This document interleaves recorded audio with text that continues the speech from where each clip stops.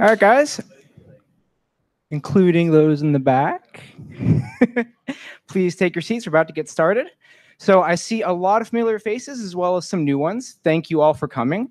How's everyone doing? Yeah? All right, happy Friday. It sounds like everyone's winded, right?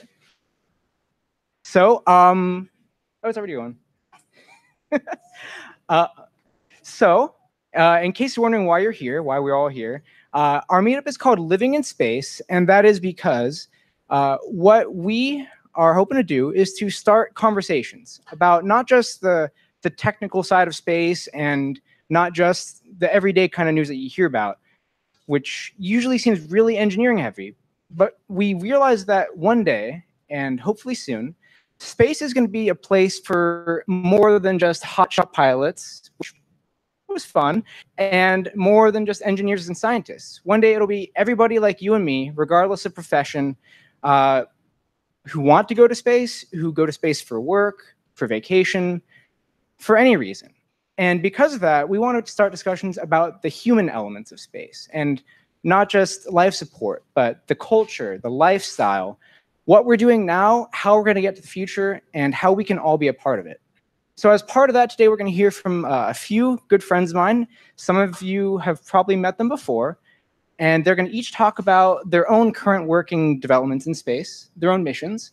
And in between those things, we're going to have these things called jam sessions, where we, Space Cooperative, will pose a question to the room as a whole, and we'll just pass the microphone around and kind of hear everyone's thoughts about these deep-seated fundamental questions about what space can be, should be, and will be. And of course, at the end, after everything wraps up, we're in Old Town Pasadena. Great place to go out, have some fun, make some new friends. And usually they kind of get kicked out towards the door by the end, but we'll try to find a place afterwards to go. So let's all make some friends and learn some great things. First off, you're going to hear from Nitin Arora, a JPL scientist who's working on the exciting new asteroid mission. Engineer, my mistake. JPL engineer, working on the exciting new mission to asteroid called Psyche, which is very unique and almost one of a kind, if not one of a kind, in the asteroid belt. But I don't want to steal his thunder. Let's hear it from engineer Nitin Arora. Thank you.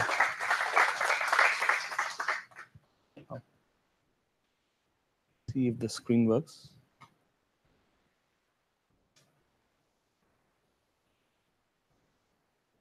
Oh, it does work. And I can't.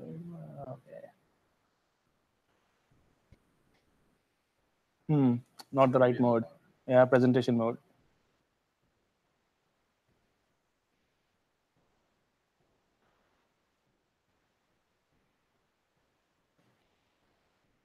All right. So I guess thank you all for coming.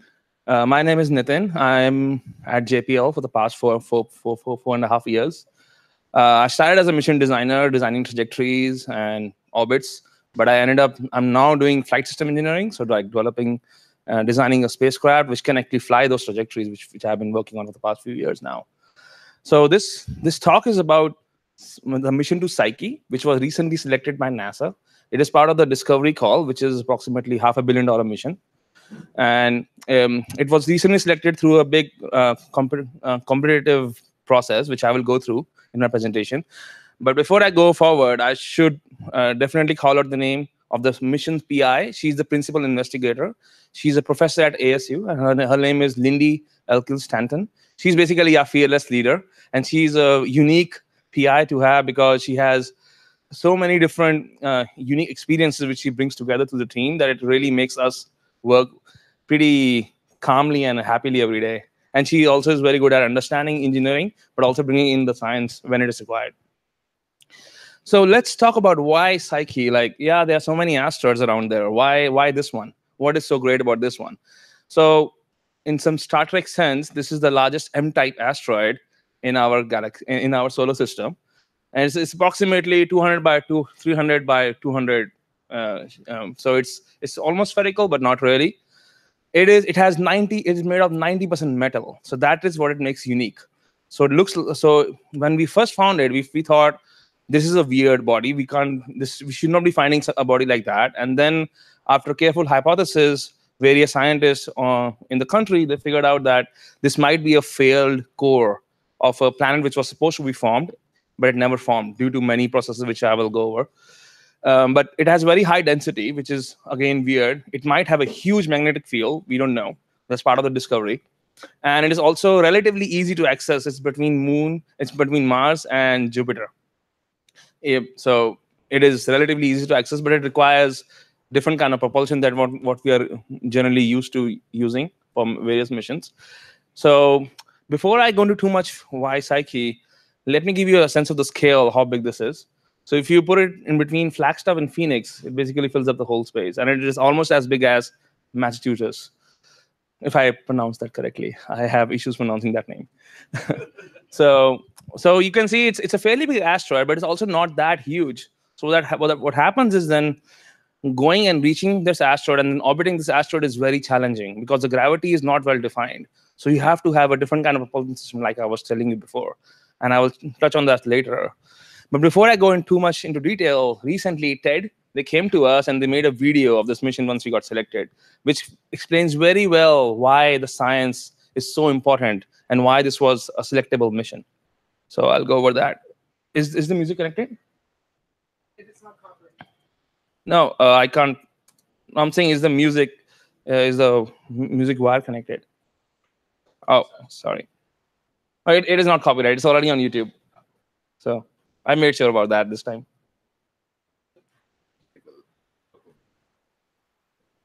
Sorry, I thought the HDMI cable was giving out the output. Apparently not. Just in there. So I pick it up, right?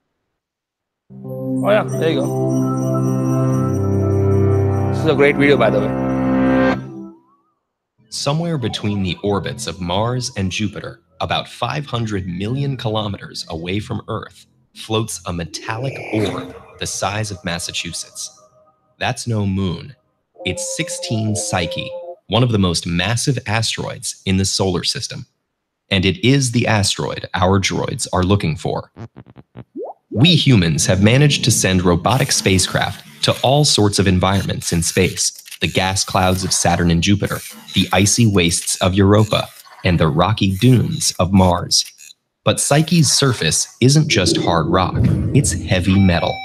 The asteroid mostly consists of nickel and iron, by far the largest known body with such a composition. But we don't yet know what it looks like. Our best current radar images show a pixelated smudge. That'll change in 2026, when an unmanned spacecraft sent as part of NASA's Discovery program is scheduled to arrive. So why is NASA so interested in Psyche? Are we going to mine all that metal or build a giant space magnet? Actually, the real reason is right under our feet. The core of the Earth is thought to consist of a solid nickel-iron center with a molten outer layer. But we're prevented from studying it up close by 2,800 kilometers of solid rock. The deepest we've been able to drill is 12 kilometers. Even if we could go further, the pressure at the core is 3 million times higher than at the surface, with a temperature of 5,000 degrees Celsius. Simply put, a journey to the center of the Earth is out of the question for now. So scientists have had to resort to indirect ways of studying the core, like measuring earthquake waves that pass through it, or studying minerals thought to have formed there. But what if the best way to study Earth's inner space is by visiting outer space? After all, we have a pretty good idea of how our planets formed. Dust and gas orbiting our young sun cooled and collided to form a few thousand miniature bodies we call planetesimals. As these continued to orbit, some combined to grow larger, eventually forming our planets. Others experienced impacts that broke them apart into smaller chunks, the asteroids we see today in the belt between Mars and Jupiter. What makes Psyche so special is that it appears to have been a planetesimal well on its way to becoming a planet, with a rocky exterior surrounding a metal core. But its progress was cut short by a series of hit-and-run collisions with other planetesimals that knocked off the rocky crust until only the core remained. Experiencing that many destructive collisions with no additive ones in between is statistically very unlikely, making Psyche an amazingly rare opportunity to study an exposed metallic core. To do that, NASA's robotic orbiter will be equipped with an array of advanced instruments. A spectrometer will analyze the gamma rays and neutrons produced when Psyche is struck by cosmic rays. Each element in the periodic table releases gamma rays of specific wavelengths, so these measurements will tell us what elements are found on the surface. A magnetometer will measure Psyche's magnetic field, allowing us to learn more about how Earth's magnetic field is generated at its core. And of course, an imager will give us a closer look at the surface than ever before. Visiting a whole new kind of world is exciting enough on its own, but the mission to Psyche gives us a unique chance to discover our own planet's innermost secrets in an orbit far, far away. The author of this lesson, Lindy Elkins-Tanton, is the principal investigator of the Psyche mission. We can't wait to see what she and her team discover. Until then, you can scratch your space exploration itch with this playlist. All right. So we won't be playing the playlist here, but so now maybe you have a good understanding of why we wanted to go and explore this object. This is a very unique opportunity, and we call this in the scientific community, we call this a very improbable object.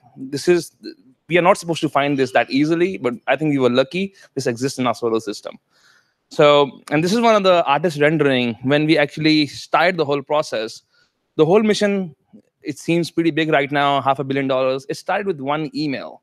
There was one JPLer who found this paper from Lindy, and he emailed her saying, oh, we came to go across your paper.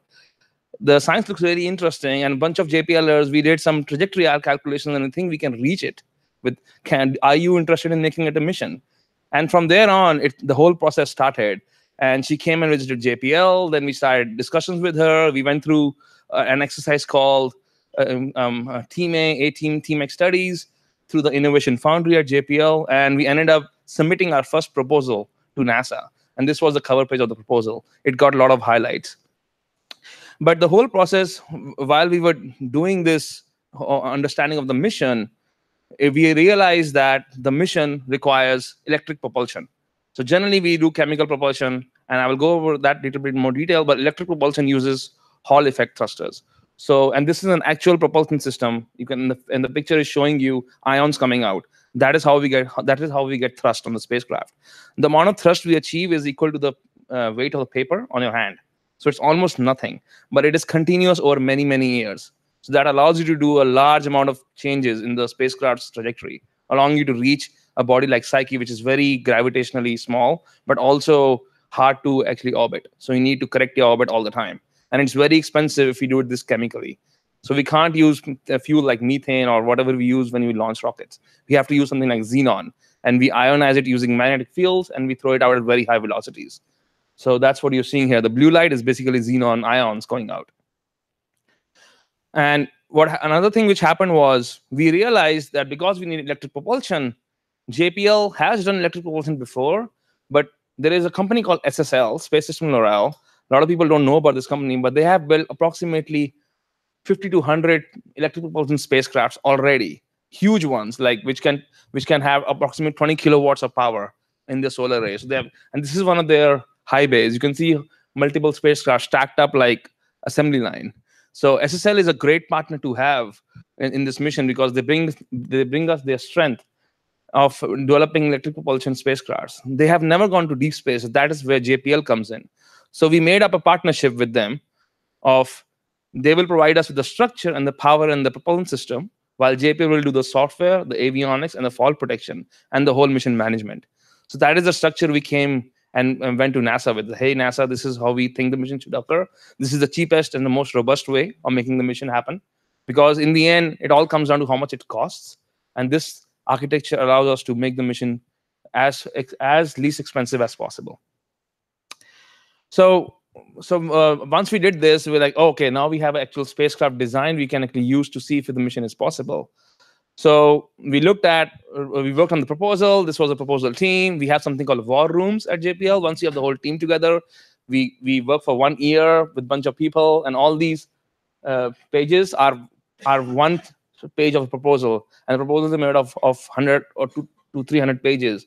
So people are discussing, working, and this is basically a shot. This was taken while we were submitting our step 1 proposal to NASA, and you can see CDs here with the Psyche logo on it. And we were only one of the proposals. There were 28 proposals submitted, and only 1 or 2 missions get selected. So the odds of getting a mission selected in discovery, as put by the project engineer, project manager of the Psyche, is less than the odds of landing on Mars successfully. So that was an interesting thing to talk about. Going through the proposal process, we had a lot of design which was on whiteboard, and then the whole point of the proposal is to capture that and make it into an actual understandable product. After we went through all of that, we submitted it to NASA headquarters in February 2015 for review, among the other 28 proposals from all other NASA centers around the country. And in the end, 5 semi-finalists were selected after step 1, and Psyche was one of them. Each of us got approximately $3 million, and we had 9 months to prove that the mission is technically and scientifically feasible from every perspective. So step 1 is showing that the mission is awesome. Please select us. Step 2 is when the real thing comes, and you have to really prove that you can do this mission without any major technology hiccups down the road. And that's when the site visit happened. After we go through the 9 months process, there is a big panel of NASA reviewers from the headquarters in Washington. They come over, and this is a very nerve-wracking scenario. They come over for 3 days. They will ask you all kinds of questions, and you have to respond them in a very specific way. You cannot just tell them more than 3 sentences. You cannot tell them words which are not in your proposal.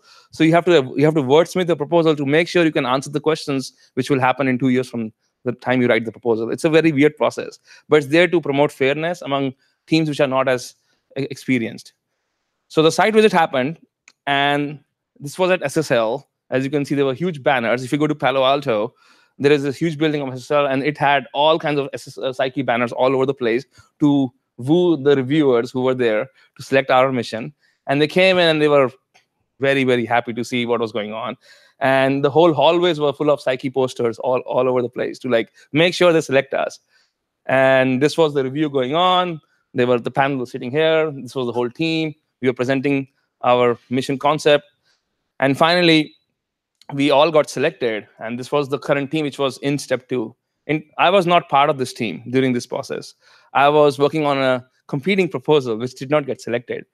But what happens at JPL is once you work on a proposal, they move you around.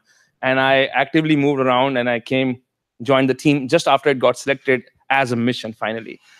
So in January 4th, 2017, last year, we got this news that NASA selects 2 missions to explore, and one of them was Psyche. The next one was Lucy. Lucy was through Goddard Space Flight Center, and the other one was Psyche. So Psyche was supposed to launch in 2024, but then we suddenly found that we can do a better mission. So now we're launching in 2022, August. And we will reach Psyche in 3.5 years. So 2026, we'll be there at Psyche. So now that you all understand the science goals, these were the 3 high-level science goals of the mission, what it is supposed to do. If we meet all of these 3 goals, we'll be successful as a mission. The first one was to understand a previously unexplored body, an iron core. We have never visited an iron core. So this will be the first time we do that. The second thing is, how does it look? How does it compare to the Earth? How can we use that information to understand our own core, like you saw in the video? And the third one was just exploration. We have never explored a body like this before. We have no idea what we'll find. So getting the instruments selected on the spacecraft was a challenge, because what instruments do you put? Because you don't know what you will exactly find there. So that was a challenge, but we ended up with 3 out of a compromise, because we had to put the mission in the cost cap, which was defined by NASA. So the mission launches from Earth in 2022, and then it does a Mars flyby, because it uses Mars gravity to actually help it propel all the way to Psyche. During this time, it's thrusting. And then after the Mars flyby, it stops thrusting again, then it starts thrusting again. And then it reaches Psyche in approximately 2026. And after that, we start a 21 months of science phase. In the science phase, we slowly spiral down to different orbits of Psyche. And then eventually, after the whole mission is over, we will crash on Psyche. That is the plan to currently die off. But maybe, who knows, we might be able to escape Psyche and go to some other planet or some other asteroid once we actually fly the mission. Because generally, when you build these missions, we have so much margin built in, and a lot of times that margin is not realized, and you end up just having a better system than you actually need. I look like, for example, the Mars rovers, which are right now on Mars, were supposed to be there for like 9 months, and one of the rovers has been there for more than 15 years now.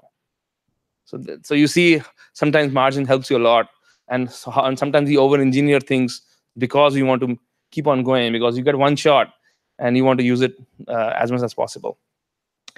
So this is how the spacecraft looks like right now. This is the small spacecraft in the between, and these are 2 huge solar arrays, and all of this is almost the size of a full football stadium when you deploy it in space completely. This is 25 meters long, and you have 3 instruments, one provided by APL, which is the Applied Physics Lab in Johns Hopkins University on the East Coast. That's the gamma ray neutron spectrometer. That is one of the most sophisticated instruments on the spacecraft. The other one is the other 2 imagers, which are taking the images of the asteroid itself, and they will be the most exciting instrument because they will get us all those cool images which you all want to see.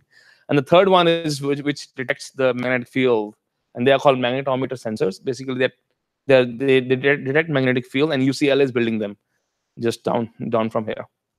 And like I said, Psyche needs electric propulsion, and generally all missions to NASA, like Cassini, which went to Saturn, missions to Jupiter, they all use chemical propulsion.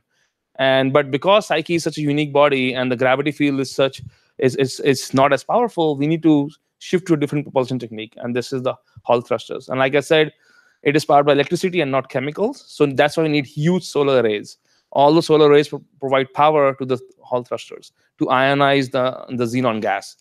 Otherwise, if we have chemical propulsion, we don't need solar arrays. We just need a small solar array and we're good. So the whole mission will fly somehow like this. We launch from Cape Canaveral in Florida. That is the current plan. We can launch from Vandenberg, which is 2 hours from here, but that reduces our performance, so we need a different launch vehicle. So the current baseline is to launch from Cape Canaveral, and then we'll deploy our solar arrays. We look like this in space. This will be cool. And then we'll do some propulsion, as I already talked about. And then we'll do one interesting thing, which I haven't talked about yet. So Psyche is also carrying a technical demonstration instrument called a Deep Space Optical Communication Technology and Demonstration, or short form of DSOC. And it will be proving how we communicate using laser from a distance of 1 to 2 AU from the Earth. So right now we always communicate using radio waves, right? So this is the next step in in deep space communication, is using laser comm. And we already have demonstrated this once using in orbit around Leo, but Psyche will be the first mission which will demonstrate laser communication from beyond the moon, so all the way to like 2 AU from the Earth. And the challenge is very interesting because it needs such tight pointing that the optical communication terminal actually has a maglev in it. So once it starts to point, it floats so that the spacecraft is not like moving it around. So it becomes completely isolated from the spacecraft, and then it acquires the Earth at very high pointing. And it's a very weird system. It looks, the whole technology is very new. So we are figuring it out as we are going right now. So that is an actually very exciting part of the mission, which will happen after 1 year into launch. You will see an actual maglev system which will float and send data, and then latch back to the spacecraft, then float again, and do that like multiple times as we do that testing. And eventually, if it works, which I hope it will work, in future, this will be our secondary form of communication for every spacecraft, because it can get you 10 times more data down to Earth in the same amount of time than the radio antenna we have on the spacecraft, because it uses laser communication. And we have 2 receivers on Earth, really huge receivers, and they will shoot out a very powerful laser on the order of kilowatts laser to communicate back with the spacecraft.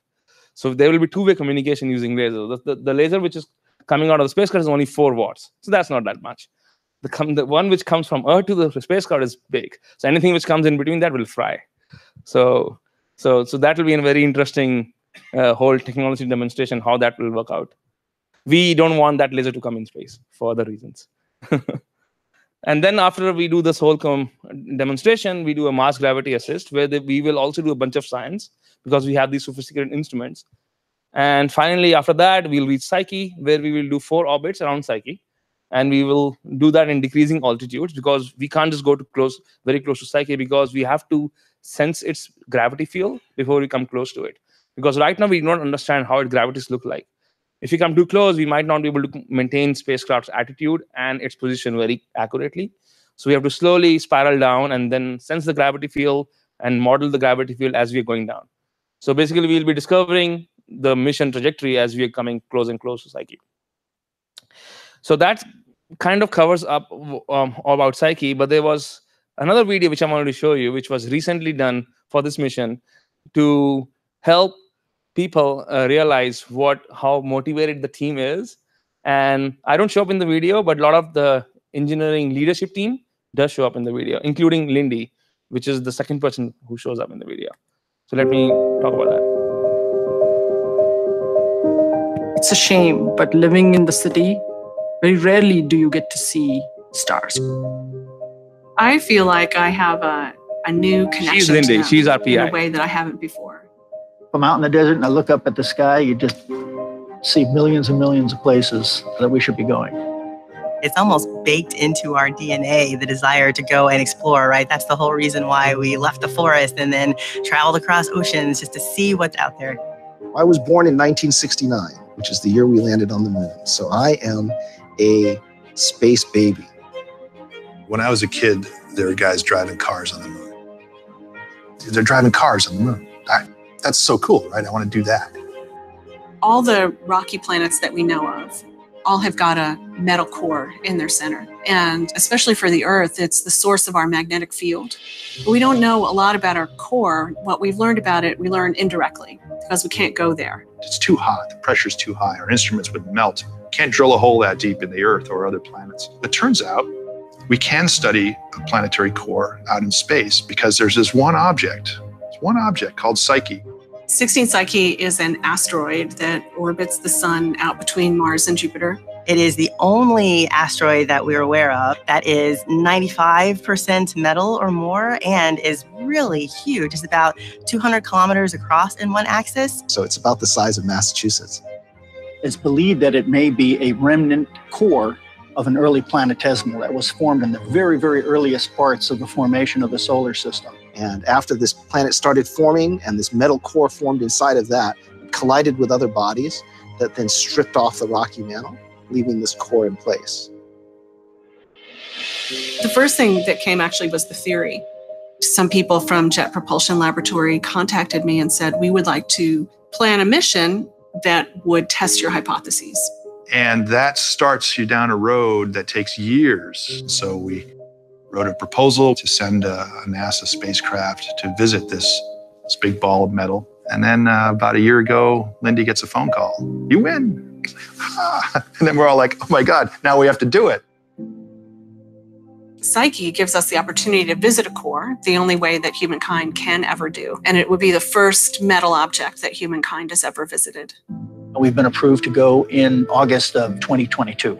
So we talked with our mission design and navigation team, and in fact, they were able to come up with what is probably the most optimal trajectory, doing a Mars flyby.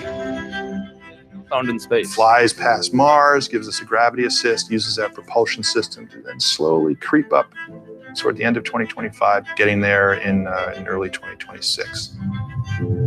And this is how we feel Psyche might look like when we arrive there. SSL is building the solar electric propulsion chassis.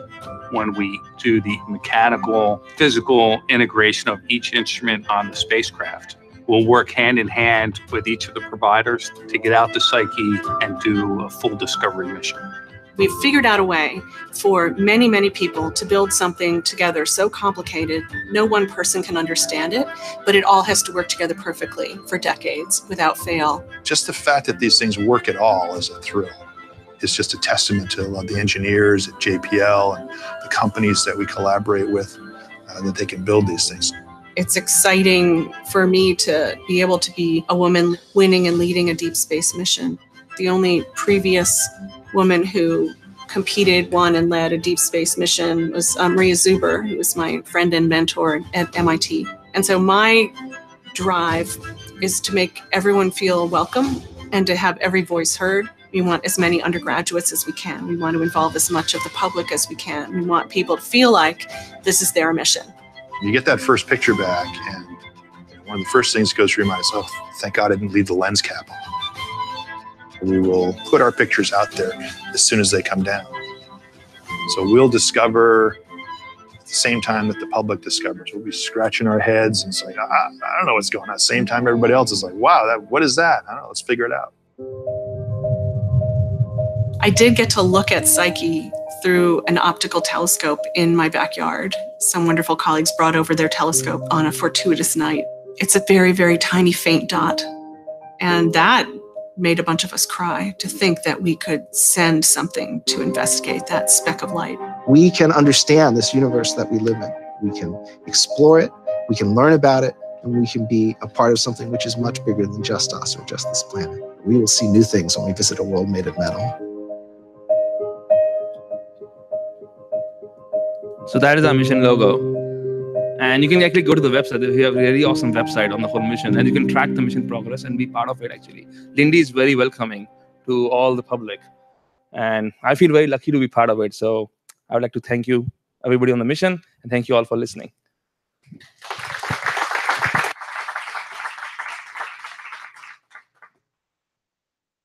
Exactly on time. Yeah, sorry. I'd like to take any questions if you have any. You can pass the mic down. That's ready, so make sure. Did someone raise their hand? Yeah, right now. Oh, perfect. Thank you. Hey, man. What kind of concerns do you guys have over not knowing what magnetism is there and how it's going to like affect your measurements? That's a very good question. So the magnetometer which we are flying is one of the most sensitive magnetometers which we've ever flown. Exactly for that reason. We have to span a huge range of magnetic fields, which is very small to very large. And we also need magnetic isolation on the spacecraft. So if you go back, let me show you a picture which will make it how we are doing that. So the magnetometers are up in the boom. They're not on the spacecraft for that reason. They are as far away from the spacecraft as possible to minimize interference from various stuffs on the spacecraft. So like when the deep optical communication system turns on, this will sense it. When you fire the thrusters, the magnetometer will sense it. So when we're doing magnetic calculations or magnetic sensing, everything will be switched off completely. It will be a very quiet system. And it has to be far from the spacecraft to be far from any noise which might be created inside the spacecraft, because you have a lot of electrical systems going. So that's how we are doing it. So the analysis shows that we can detect a huge range within like 3 sigma of what is predicted to be at Psyche. But of course, we can find something which is completely out of whack, and then that will be a result in itself. Like the whole magnetometer never detected anything, so there's something else going on. Great question. Next question, if any. Excuse me. Hi, great presentation. What do the receivers on Earth, what are they like to receive that 4 milliwatt laser or 4-watt laser? So there are two big, huge optical receivers. One is at Palomar and one is at Octal.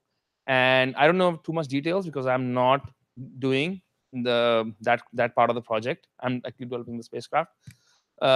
So those receivers, as far as I understand, have a huge, mirror, which basically allows you, and it has like something called, I forgot the name, a technology. It actually corrects for atmospheric variations to get that 4-watt laser amplified and data. And the data basically will be just some like images which have already been transmitted before through radio to check if you're getting it. So it's a demonstration mission.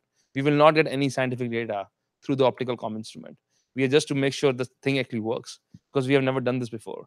We don't know how to point that accurately from that far away. As you can understand, because it's a laser beam, it has to be pointed very accurately. And while the radio signal, you can point it approximately okay, and it picks up because it's all over this place.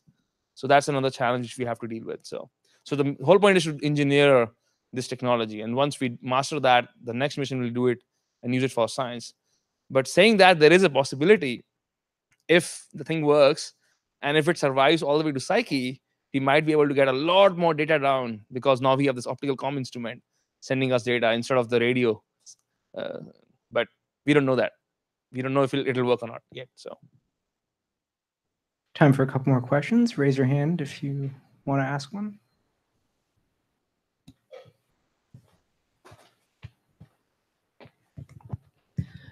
How did you make the decision between the low thrust or the chemical propulsion? And do you know how much the chemical was going to cost? I do not know how much chemical will cost, because I was not doing the trajectory for this, but I know it was so much so that any launch vehicle will not be able to provide it.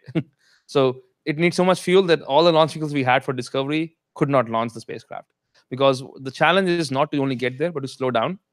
And because Psyche has almost no gravity field, we cannot take advantage of that to slow down. Like whenever we go to like Mars, Jupiter, we get very close to the planet, and then we fire our rockets in the opposite direction of the velocity.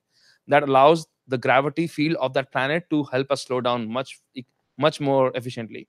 Because Psyche has no gravity field, we have to do all the work ourselves. And that results in a big change in velocity, which results in a lot of fuel, because the rocket equation has an exponential in it, which is very bad for all of this process. One more, if you just want to pass it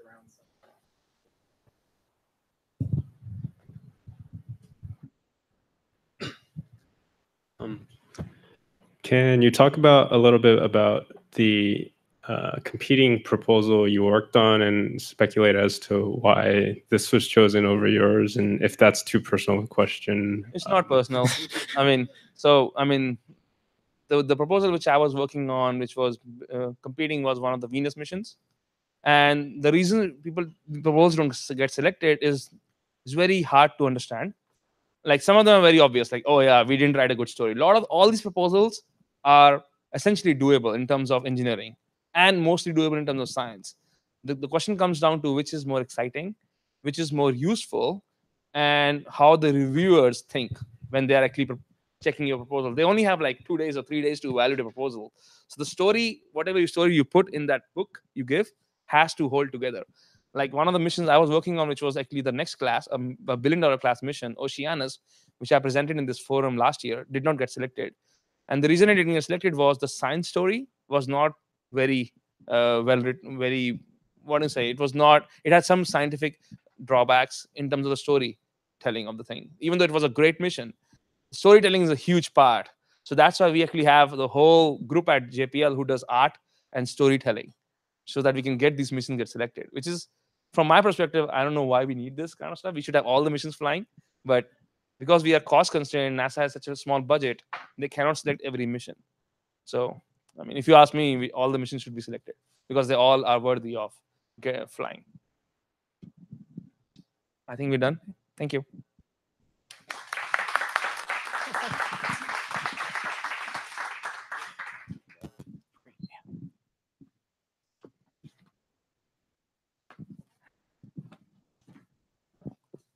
All right. Thanks very much, Nitin. Always happy to see you here.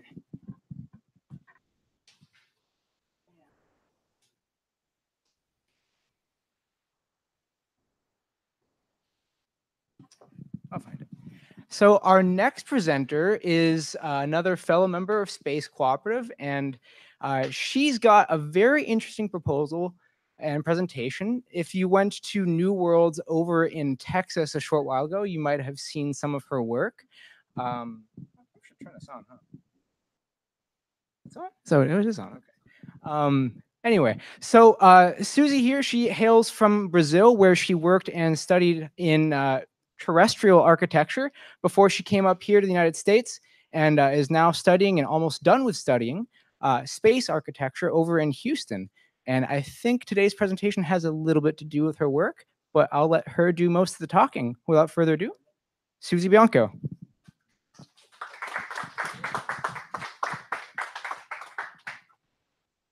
Is that? That's yours, right? Yeah. Wait for it. Please. Okay. All right. Hello, everybody. Thank you for being here tonight. Yeah, like Patrick said, I am an architect who decided to become a space architect. So my understanding of space is a little less technical and more human, I guess, more towards the human side of it. I've been working for my master thesis, for my I'm sorry, I got a little nervous.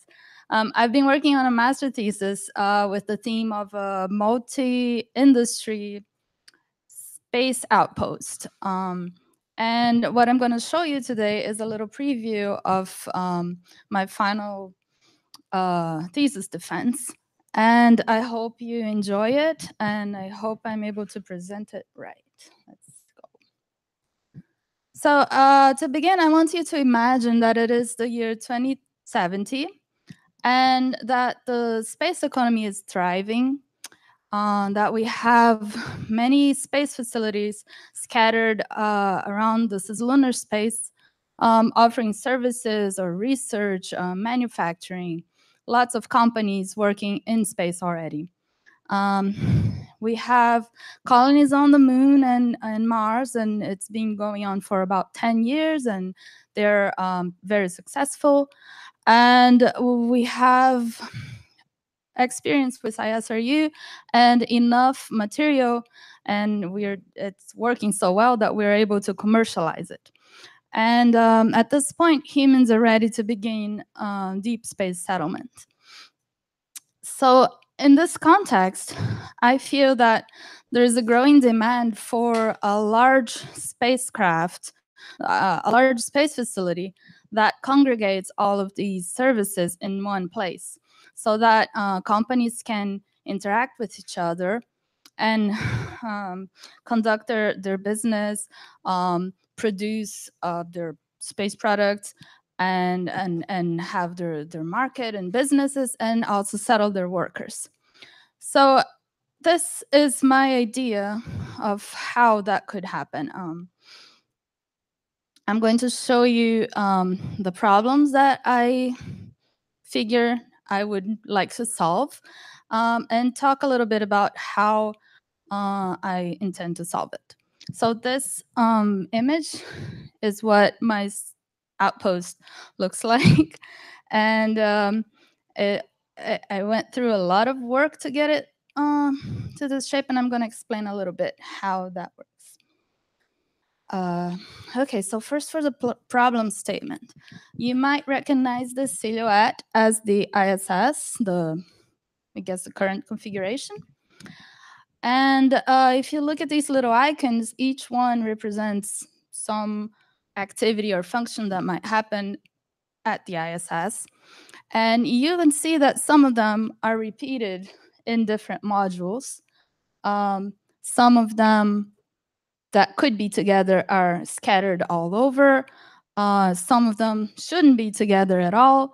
So you can see that stations today, and the ones that are being designed right now, they tend to follow this idea that we have to build small modules, connect them together, and have a station.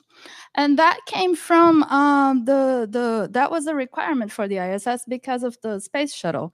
They had to launch the module, so it made sense that it was made that way. But from here on, it makes no sense for us to follow this. We are beginning to venture into bigger rockets with larger capability, and there's no reason for us to keep designing space stations and spacecraft with such tiny little modules.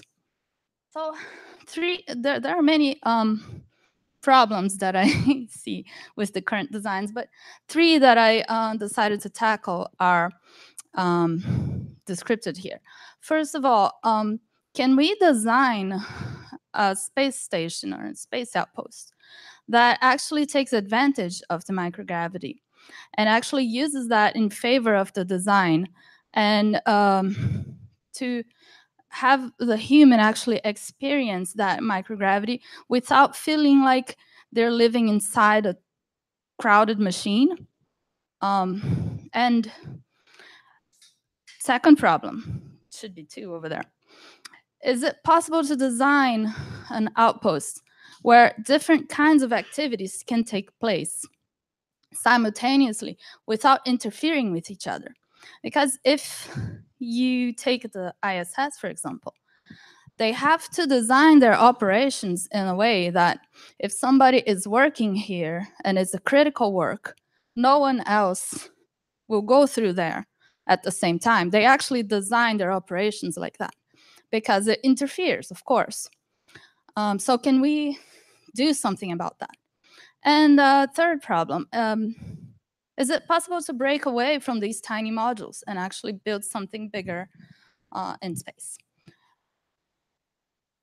So as I said before, I'm an architect, so my approach tends to be a little bit more towards design, less technical. I do understand that the technical aspects exist, and I try to propose solutions, but someone else has got to figure out how to actually implement them. So just explaining a little bit of the new Venice space station, space outpost. It's actually, it's going to be this physical address where companies, space companies can lease space and use it in orbit. So let's say you have a space company and you want to manufacture something in space. You want to grow tiny crystals, but you don't have you don't have your own module. So you can lease a space in this outpost and work there. And you have a place to live, you have a place to commercialize, you have a place to produce. So that's what that is. Okay, I'm just gonna run through this. Just the main concepts that I considered for the design. I think the most important 2 would be the first 2, functional separation and simultaneous activities. That's what is really the most important, that you be able to have all of these functions and activities going on without interference. Another interesting thing is that I'm using a mix of launched modules and in-space constructed, because where we are at right now, I figure we have to launch a few modules. We can build some, and eventually I think they will all be constructed in space. And as for my assumptions, I think the main one might be that new technologies in material and medicine offer sufficient protection against cosmic radiation. That is a real problem, and I really don't believe that we're going to solve that with building layers and layers of material. I think we'll solve that through medicine, so I didn't really worry about that part. The station has 400 people, and I did a lot of study to get to that population, but I'm not going to show it here because it's pretty boring. Okay, so location. Where are we located? What is your address in space? I chose to put the outpost at L5, lunar moon, Earth moon L5. It's the same place where O'Neill had his islands, I think, his O'Neill cylinder. And it's a good place for an outpost because it has a very stable orbit. You don't need a lot of fuel to control and maintain it in place.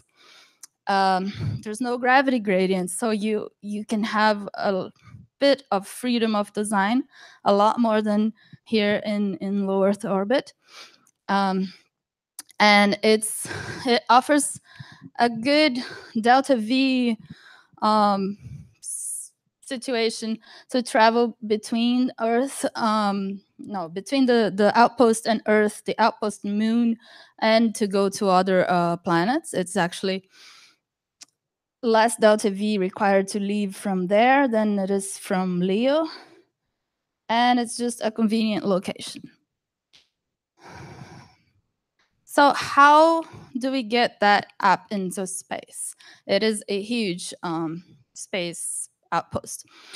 And it is a commercial enterprise. So how are we going to do that? How do I propose to put that in there and still generate revenue from the very beginning.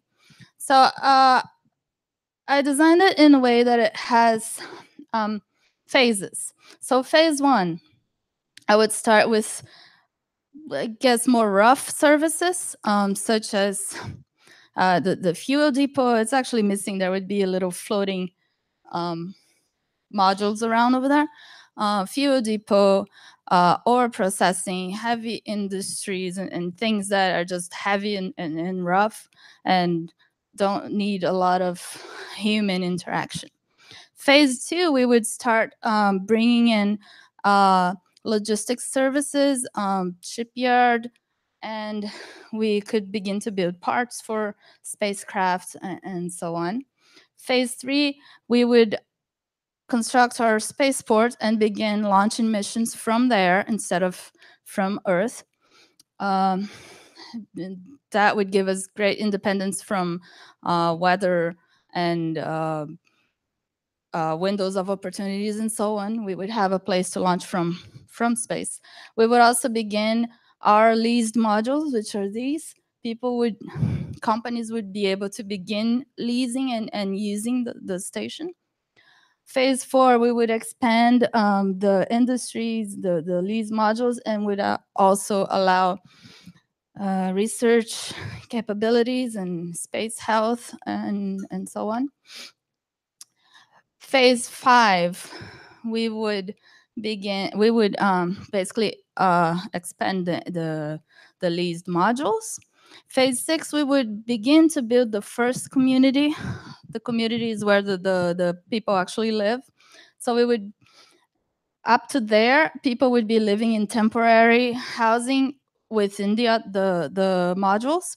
And here we would build the permanent one. So, and we would also begin to produce food and water, and we could actually commercialize that to spaceships that are passing by also. And phase 7, finally, the outpost is complete.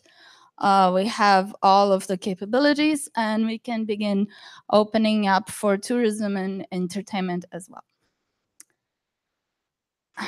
And this slide just shows possibilities of expansion, so we can actually grow in 4 axes, as you can see in that image. And you can form chains of these outposts and eventually make a space city. So now I'm going to talk about functional allocation.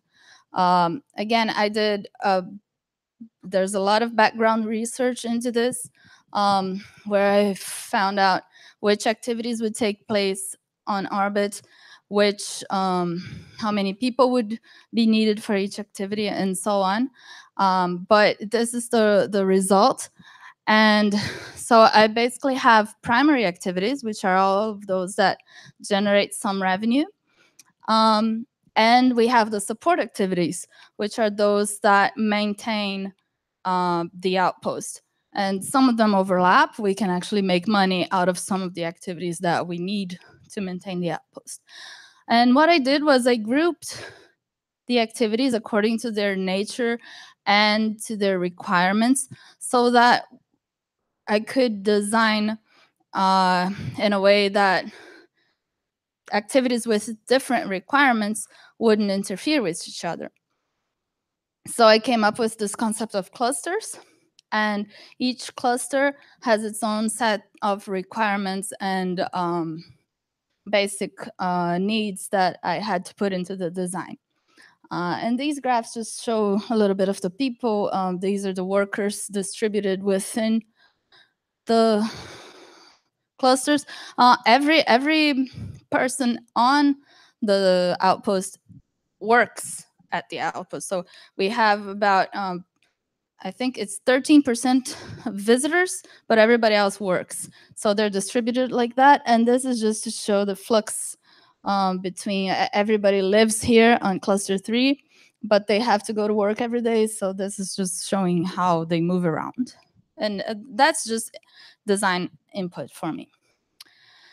So so this is how the clusters translate into the actual design. So we have the cluster 1. These are the things that didn't show up in that previous image. They are the, I call them satellite industries, and they're the free floaters. They're the fuel depot and sensitive industry that shouldn't be connected to the main station. Then we have cluster 2, which is this yellow one. It's basically logistics management and space mobility. With space mobility is the spaceport and the shipyard. We have cluster 3, which are these things here. It's the community where the people live and play, I guess.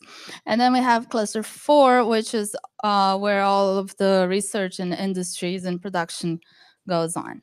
So I'm going to show you a little bit of each cluster and just generally. So this is cluster 1. The free floaters, they would each be its own little independent spacecraft.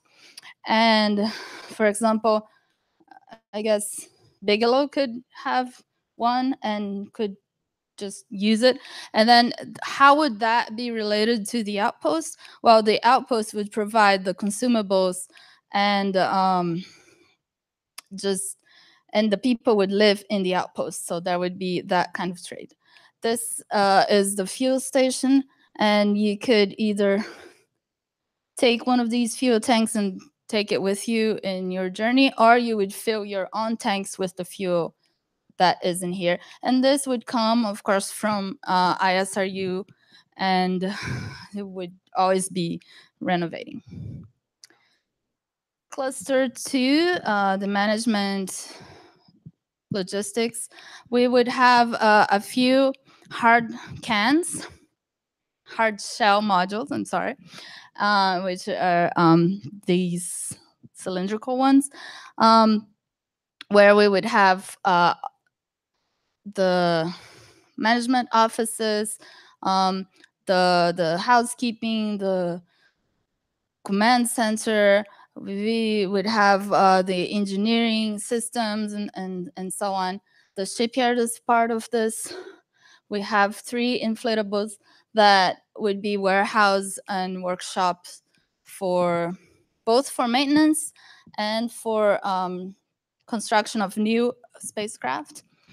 And we have the spaceport, which is where all the incoming and outcoming ships would dock. Then we have cluster 3, the community. We have 3 separate community islands. As I said, it's 400 people, so we have a little bit less than 150 on each. And I'll show it a little bit more later on. And cluster 4, the industries and research labs and greenhouse and water treatment, and it's just many different modules. So as you've seen so far, I'm using 4 different kinds of modules to construct this space outpost. I'm using cylindrical hard shells, which you could consider to be like the ISS today, but they're much bigger. I'm using these hybrid inflatable and hard shell. I'm using these they're basically inflatables, but I'll explain this a little bit later. And I'm also using in-space construction in the community. So I'm going to show how these modules kind of work now. So the hard shell modules, what's different about them? Why am I sticking with some of them? Well, if you look over there, we have a Destiny module. It's tiny compared to the ones that we are able to send up if we use, for example, the SLS. Why would we do this? Why is this better than that tiny one? Well, if you look at it, the tiny one is basically a corridor, and you work in a corridor, you sleep in a corridor, everything happens in a corridor. If you have a bigger module, larger diameter, you can actually separate circulation from workspace. You can actually have private work areas So for example, each of these areas would be leased by a different company, and they would be able to conduct their own research without anybody being around or anybody peeking at what they're doing. So that is why I think bigger modules would make a big difference on the way operations would work. So I have two on my station. On one of them, I put the circulation over to the side, and that gave me a large area here that could be divided into two labs or just be one large lab. And the other one, I maintained the idea of the circulation in the middle, but I still have enough space to divide it into different laboratories. Now the hybrid module. Inflatables have been researched and proposed for as long as hard shell modules, but for some reason we didn't go forward with them. We didn't send them up, but they work. They've been tested, and they are a good way to get more volume, even with smaller launch vehicles. So in my design, I use these hybrids. I call them hybrids because they're inflatable and hard shell. I use them for the greenhouses and the water treatment plant. And the reason I didn't use them for actual people use is because it gives off weird shapes because it's round donut. It's round and it has a circular section. So it ends up making a weird shape for human use. But for a greenhouse, for, I don't know, storage, for anything else, it's great. It has a lot of volume and it's proven. I mean, we could have been using them already.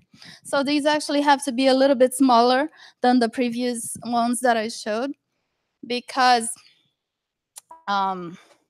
these have to wrap around it in the launch vehicle. Okay, then this is actually my favorite. This is the ones that I said you would lease one of these, or you would bring your own module, and then you dock it in this ring, and then you access it through this little pressurized cab. So your module doesn't actually connect with the outpost. You go through this little module. So you can do whatever you want in here, and it won't affect the other modules or the outpost. And then there's this idea of the pressure envelopes, which is the in-space construction, which would use basically a few 3D printing robots to print a frame and then wrap material around the frame. And that would basically build a shell that would keep the air and the pressure in.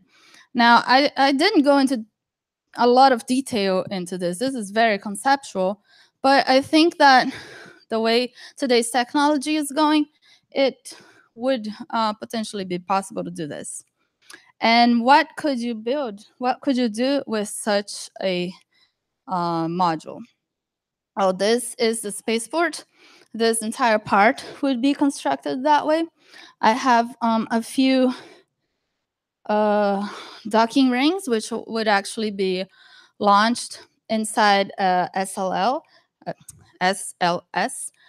These fit inside the SLS, and they would then be positioned, and the robots would wrap around and make this entire shell.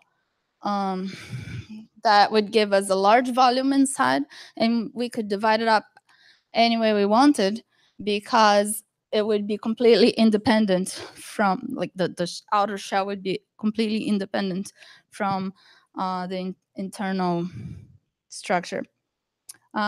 We could also use it for the communities, and that's my main use. This is 15 meters diameters. I'm sorry, I I don't know feet. I only know meters. And it's a pretty large space. And you can actually have, I think I forgot how many, but I have about 150 individual units in there. And I mean, think about it. If you put them all inside a smaller diameter, you would have a row of houses. Let's call them houses. You would basically have a corridor with little doors, and that would be your living quarters. I don't think anyone would like to live in a place like that. So the way we can use a larger volume is by having a little bit more freedom to design the community areas. So what I did was I took the individual living pods, I stacked them on the sides, and that cleared up the entire middle area, the entire center area of the shape. And in here is the commons. So all the services, restaurants, shops, everything communal would happen in here within these balls. And the houses, the apartments would be here on the sides. And people could actually experiment and play and have fun with the lack of gravity. And that is what I think is most important. I mean, if you want to live in space, you want to experiment space. You want to be part of it. You want to feel what it's like. You don't want to simply live inside a little simulation of Earth. You want something different, right? So that's what I'm proposing. So I have a little mock-up of what it would look like. It's a little weird, but these are your living pods. And inside of these balls would be basic vending machines for food or shops, or you could have different functions for each of them. And you could just move around freely. And this is what your individual living pod would look like. You would have enough room to have a friend or two over, and you could actually personalize it any way you want. This is just a bed that I made up. You have here your main stuff, microwave, water, vacuum cleaner, and so on. So having this kind of in-space construction of large pressure envelopes gives you a freedom of design that you don't have in smaller cylindrical structures. And last, I just have this slide that shows the emergency exit. I got a lot of questions about what if there's depressurization in one of the modules. Well, yeah, that could happen. So I have these little escape pods stationed all over the station. I have 17 of them. That's enough for all 400 people. And you can just hop into one of these. They will eject from the station and wait until someone comes to rescue it. Okay, so just quickly, this is an old image. This is one of my first images that I made when I began this project. I took this background and then I added a little, I actually have to update it. But it just shows my further vision, future vision, which is to have one of these outposts around each planet or moon that we want to explore. And then we can actually be traveling between them. And that will create a network, a trade network, a commerce network. Each of these will become like one of the great ports of the age of discovery. So just as Venice was one of these great ports, New Venice will be one of the new great ports of the age of space exploration. And that is all I had to show you today. Thank you. I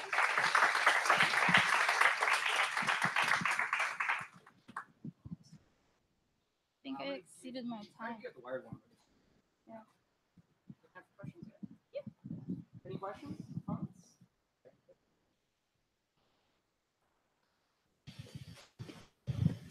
So after the expansion for more pods, how would other people get out to the spacecraft? Wait, can you rephrase your question? So after they expand, how would more people get to the other pods? You mean after when it becomes like a city with a lot? Oh, okay. Well, you would expand. I'll show it. If it moves, you would expand it in a way that you would keep some of the space ports. So, for example, this is a spaceport. This is where they come in. New ships, they dock here. So whenever you expand, this one doesn't have a spaceport, but this one does, and this one does. So that's how you could still keep that. Okay. I have a question. So, maybe for everyone else. So I heard that in the beginning you said that you looked at the whole thing being commercially viable. Did you ever look into that part, or you assume that somehow because of the whole space sector, which is already set up in 2070, we don't have that issue? Because right now the biggest barrier to space is how to make it profitable. Yeah. Well, I didn't look exactly how this would be viable, but yes, I did look into the way that the space market is going. So I actually based the entire, I should have said this, I based the entire economic activities on the proposed ULA Cislunar 1000 economy. So they have a bunch of activities that they bet are going to be happening in space by, I think, 2040. And then I just expanded on those and thought, okay, by 2070, there might be a few more. And I think they're going to be there. Like, yeah, I scaled up from them. And you? Yeah. Hi, I have a couple of questions. Yeah. First is, have you considered in the events of, for example, solar, storms or solar particle events, in usual like space station, they usually have something called space heaven. Mm-hmm. Have you considered that part of including in the design of your space colony? Right. So I kind of I said that I would rely a little bit on medicine for that, but I realized that might be a little too sci-fi. So what I actually, with these space construction, you can actually wrap a lot of material. You're in space. You don't have structural, how do you say? You don't have structural limits to what you can wrap around. So one of the ideas that I had is to actually get some regolith from the moon, pack them in bags, put the bags around there, and then wrap around the bags. And then the regolith could actually be a little block for the radiation. But I do think that we will eventually solve that through medicine. Okay, and the other thing is the mobilization of people. You said the population is estimated to be 400 people. Is that part of the same design of like emergency exits, or are there like different approach to that?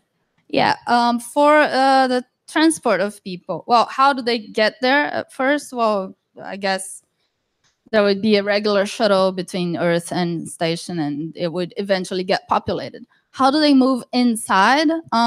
Okay, so within the community, I showed you the area where people would be free floating. Below that, there is an expressway. And then in that expressway, people go in there, they hold on this rail thing, and the rail pulls them all the way to the other side. So that's like they quickly get from one side to the other. The same thing happened in these larger hard shell modules. I didn't mention it, but I actually designed it so that there is a hallway going one way and another one going the other way, so people don't bump into each other, because 400 people is a lot. So the hallways are wide, and there's this flux. You can either go one way or the other, and with the same system that you grab a rail and it pulls you to where you want to go. And my last question, sorry. I believe your primary source for ISRU is Moon for this particular design. And I did see there was a place for fuel depots. So my question is the processing facility for ISRU, is it on the surface of your source, or is there like an onboard processing facility which can be used for commercial leasing? Right. So that is the beauty of the outpost, I guess. You could have, if the technology allows it, you could have the processing unit on one of the free-floating models. But at first, I'd think it would come from the moon, because that's, I guess, more what people are researching right now. But you could do it on orbit. Thank you. Is that it? All right, thank you. What do I do here? Huh? What do I do? That's fine, you can leave it. Okay. Yeah, it's down. All right, thank you, Suzi, and a lot of great questions from everyone in the crowd the past two presentations. So we do have one more presenter lined up, but we're going to change the pace up a bit, kind of work different parts of your brain out, and we're going to jump into a jam session. And this will give you time to, instead of purely listen, to both listen and to speak more than just in the Q&A sessions. So I'm going to open with a couple questions. One of them is mostly rhetorical. First is, how many of you guys like politics? Yeah, 2%, 3%. All right, but how many of you are grudgingly aware of it and how it's going in the world? Yeah, 97%, everyone else. Okay, so space is political. It has been since the launch of Sputnik. It still is. And as long as people are involved, it probably always will be. So something that made the space news this week is that the US House of Representatives passed a version of the bill that they're touting as the Space Commercial Regulatory Reform Bill of the decade. The Senate hasn't passed their version yet. It might be different, but that's apples and oranges and another story. But the funny thing that's written in this bill is a line that says something along these lines. US citizens and companies will have the right to harvest, process, and use space resources as they see fit. So my question to you all is, how do you think this will influence space business? And if there's any legal experts in here, or just legal fans, how do you think this will influence things like corporate law, like US treaty obligations, or things as simple as how it affects everyday consumers, with this being now part of the corporate sphere? Questions, comments?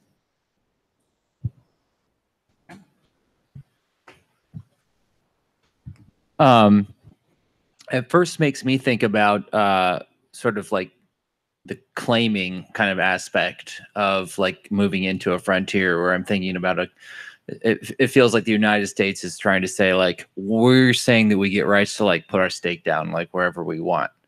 And I'm not sure there's any answers in there, but it does make me feel just more about like, well, if we're moving beyond like Earth as a species, like how many countries are we going to like take with us, you know? And like, and are we going to grow, you know, like as humans? Or are we going to just keep growing and like trying to suck up more land, like as you know, country to country, and kind of keep that going on? So I mean, I think there's some interesting things to go on about that. I mean, that's what kind of what worries me a little bit about it, is I feel like it's setting a precedent for grounds for more like kind of tit for tat, like political kind of back and forth. You know, when moving into space, I think we need to feel a little more collectively about how we go for those resources, and like ethically like decide that how we're going to use them back home. So that's my thoughts. Anybody else moving around?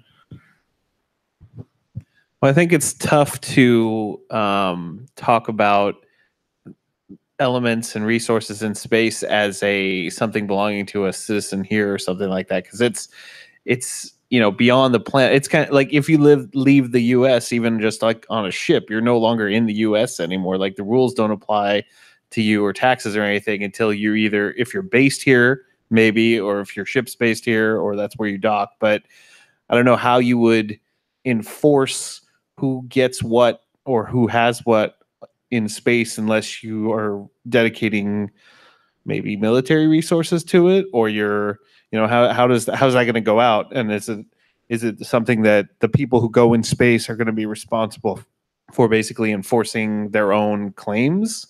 Or is it something we're going to agree upon? Or is it we're just going to tax everything that comes in one way or the other, and then it gets paid for that way? I don't know. Right. Well, the way I perceive this is it's sort of the space equivalent of the rejection of NAFTA and the TPP, the Trans-Pacific Pact, which because there is an existing treaty, the Space Treaty of 1967, which almost every country in the world signed, including the United States, which states explicitly no country shall make a national claim on any celestial body, such as the moon or an asteroid, whatever. So a citizen or a company belonging to a country that prospects on a planet or a moon is in effect making a national claim. Now, obviously, at the time the Space Treaty was written, there wasn't very much clear thinking about how that might proceed. So probably there's an opportunity to revise the Space Treaty to establish some sort of guidelines so that it's not a free-for-all fight over resources, if in fact there are any resources worth fighting over.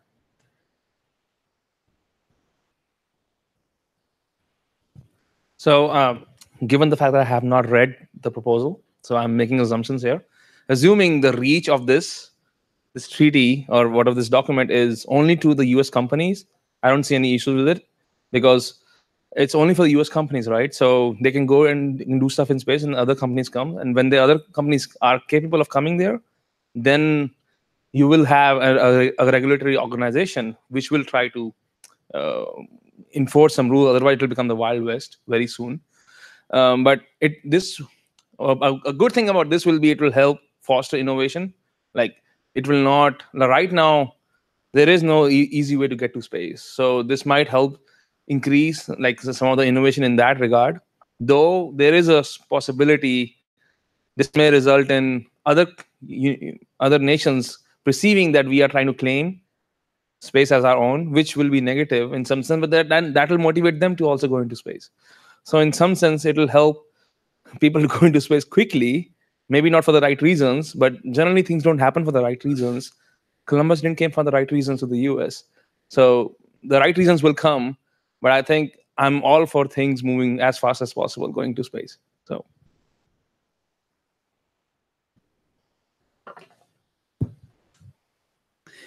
My initial thoughts on it, it seems that it's worded in a way to try and, at least from the perception of the people who wrote it, to try and give protection to mainly U.S. companies who want to try and innovate new ways to use resources from space.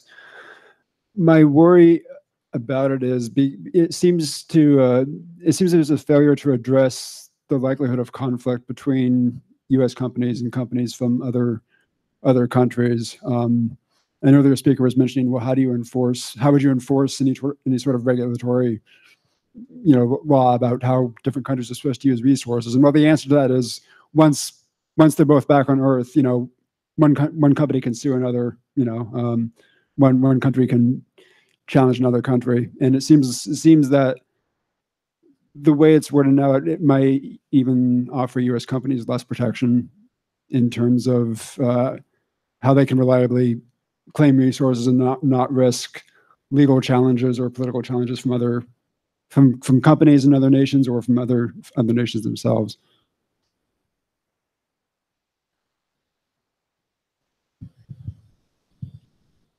Hi, my name's Krishma. So I thought I'd introduce myself first. I think I was the only person that raised my hand under the I like politics question. Was there anybody else? Oh yeah, Nitin. Okay, because politics is great, and the whole reason why this law existed in the first place was political. America has always been the greatest country in the world, will always be, and we write our laws as such. And one of the great things that we did in the beginning of the history of the space race was protect ourselves. We knew we were the only place that any country could get to the stars, so we said, okay, well, it's cool for now. Like mutually assured destruction, let's make sure Russia doesn't go get any resources. We won't go get any resources, and it's all good. But as soon as we see other people starting to develop the capability, now it's kind of like when the country was first started and we had Virginia, and they were like, okay, we claim everything west of this point. Okay, well, that's not fun. No one's going to spend their life savings on a hand cart to go out and explore the West. In that case, it was only at the point where, you know, people had the mechanism, the railroads, and the money to go out west did we start to make the laws that said, okay, well, now you can go get it. So what this law states is for the first place, and who thinks that we have anything on Earth that's special? I mean, anything valuable on Earth that aside from us, the humans, and maybe dogs and cows. Earth has no resource that is unique. There's nothing, tin, water, even perhaps diamonds. There's nothing here that doesn't exist in abundance elsewhere. So whatever we think we can get here can be harvested from asteroids, from other planets. So we know that there's resources out there of value. That's not even a question. And so this law then, say for the first time in a long time, sort of throws the gauntlet into the sand and says, okay, other nations, we're going. And we're going to stick our big flag right there. And this time it's going to mean something, because I don't know if you guys ever knew this, but you know, those moon rocks, we charge a lot of money to rent them. So that space has never been like about the equal opportunity. Like, you know, if China wanted to come and say, hey, can we borrow your moon rocks for a few weeks? Because, you know, they're kind of part of all humanitarian, right? You know, it's in the law, right? We'd say, no, thanks. But anyway, so it's about politics. It's about Russia. It's about China. It's about India's capability to now go out for the first time. So now we've got to go say, oh, well, we're going to go claim it. I think that there's a way out of this situation. I think that the way is to, I think you mentioned it, like a transnational, trans-government entity. You could actually float it on everybody's stock market, let everybody buy a piece, make it really cheap, so that everybody could actually not only fuel the space industry, not only fuel the mechanism, but all these countries could participate on an equal level, and that money would go towards the enterprise. And that way everybody would benefit and have equal access. But I'm not 100% sure that's in our nation's best interest, so I'm not sure that they'll do it, but that would be my proposal for equal kind of future utopia in space. War? Yeah, we could talk about that. It's important to note that, as he said, the Outer Space Treaty was political, and it was basically written because we were afraid that Russia was going to claim the moon as their sovereign territory. So we wanted to stop them. But the way out is simple, because the treaty is specifically written for governments or countries and not about private corporations, because they never assumed that private corporations would ever get it together to go out there and get those resources. So private companies, as the treaty is written, are free to go and get the resources and own them and keep them. And I think that the main thing that the business community wants is a level playing field. They just want to know what the rules are. If we all follow the same rules, then we can invest in technologies and capabilities to go get the resources, and we don't feel like, oh, the laws are going to change, and then our investment is like, we're not going to make the investment unless we know that there's a structure that we can fit into. So those are just a couple of points to add.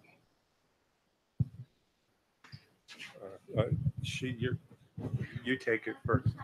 Oh, okay, all right. So to try to tie a couple of things together, what Krista raised was the situation that existed under the Articles of Confederation in the United States before the Constitution was signed, which is that a number of the East Coast states claimed what they called Western reserves.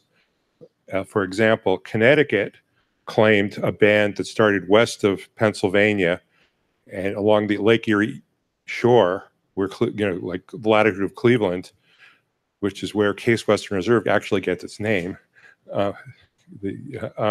But in order to move forward with the development of the country, the Congress passed the Northwest Ordinance not too long after the Constitution was ratified, which stated that all the states would give up their claims and the Northwest Territory would be formed to be allowed to form a certain number of states.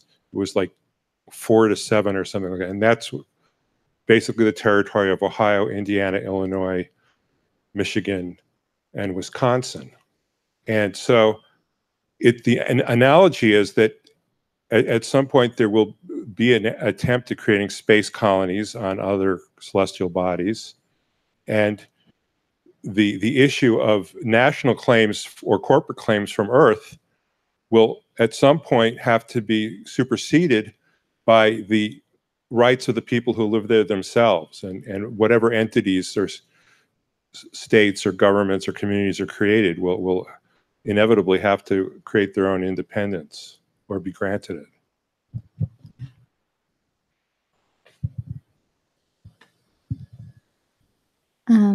Not too familiar with the new law, but just hearing people talk about it, I could see why people get nervous about the idea of one nation claiming. Like the word claim is I could see how that gets people uptight. You know, space should be for everyone, is the feeling. But there's the other paradigm is to see it kind of like the way international waters is now, where the ocean does not belong to one nation, but anyone can go and fish. And if you get together the resources to go on an expedition, you can sell that fish. Like you manage. So I should be able to go, if I get it together, to do the massive enterprise to go to mine water off the moon. I think that's fair that they should be able to sell it. And it probably won't happen otherwise. So you're basically saying, do you want a whole entire ecosystem, economic ecosystem that includes private enterprise or not? And I just thought I'd also mention on May 26th, which is Saturday, there's the International Space Development Conference, and they will be having a huge panel on policy. Dana Roebuck will be there. Greg Autry is moderating it. He was on the Space Council. Super interesting stuff. Yeah, it's in, this is one of our speakers, actually, at a different day. It's a 4-day conference extravaganza, and it is at the Sheraton near LAX. ISDC. You can look it up. What happens if two people hook the same fish? I don't know what happens here. You have to have laws. It's true. You have to have laws to regulate. Claim their backyard and shoot people if they step on it.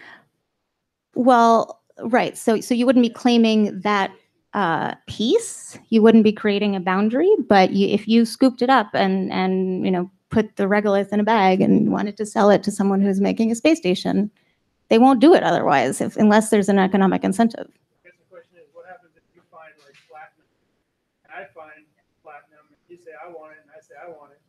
Now we both go there with our tools to get it. How are you gonna decide who shoots who? Because we're talking billions now, or trillions probably. Yeah, no, it's interesting. There needs to be a framework.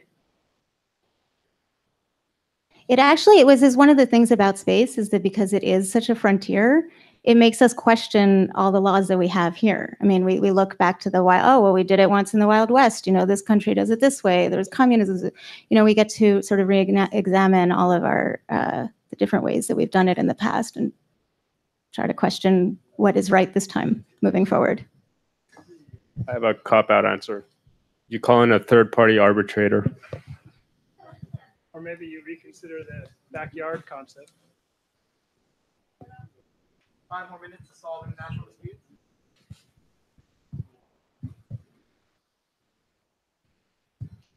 Yeah, I really like your point that you brought up there too, where it's like, well, what do you got to have a driver, like how's it going to get out there? You got to make the concession and like, and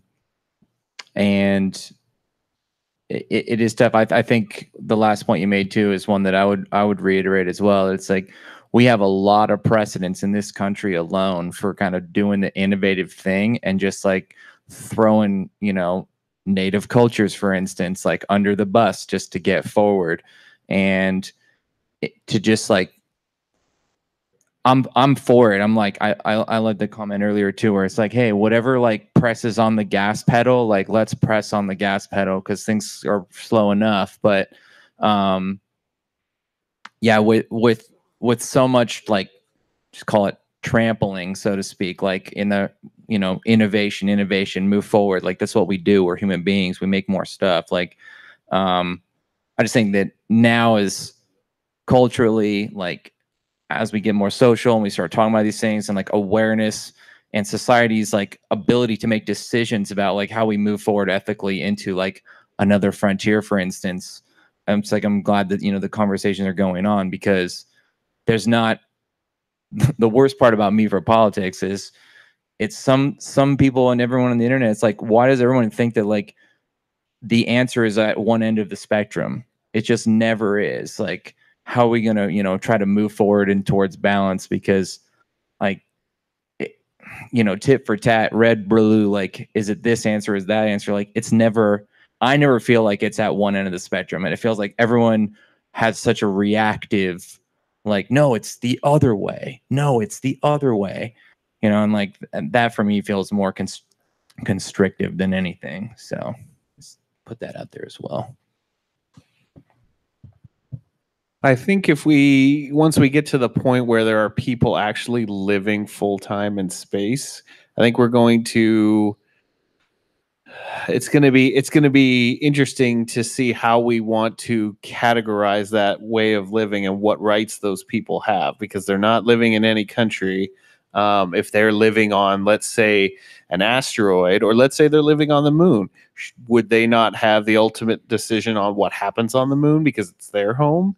Like, how, like once we cross that barrier where people are living out there, then I think then they're going to have rights, and eventual Martian revolution maybe, or something like that. But yeah, so that's an interesting. And then the other thing is, if we are moving like, I like the idea of like moving things as fast as possible, but in, for example, the Mars trilogy series by Kim Stanley Robinson, I don't know if you guys are familiar with that, Red Mars, Green Mars.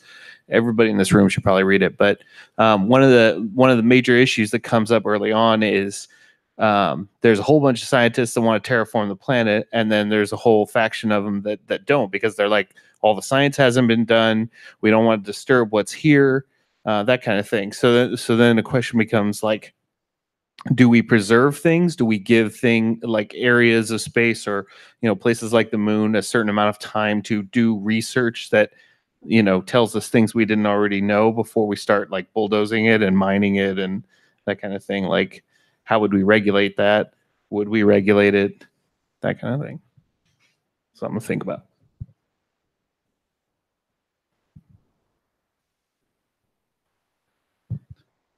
So I've been hearing a lot of back and forth, I guess, on the different ways of handling the property rights, whether you get there first and, it's like pulling the fish out of the ocean, and otherwise it's common, or whether you get to claim a little patch of the ocean as your own.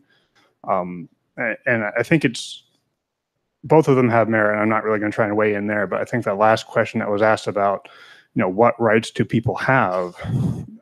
I guess to me, the simple answer is they have human rights, the same rights as you or I do. For example, we have the right to life, liberty, pursuit of happiness, all of that.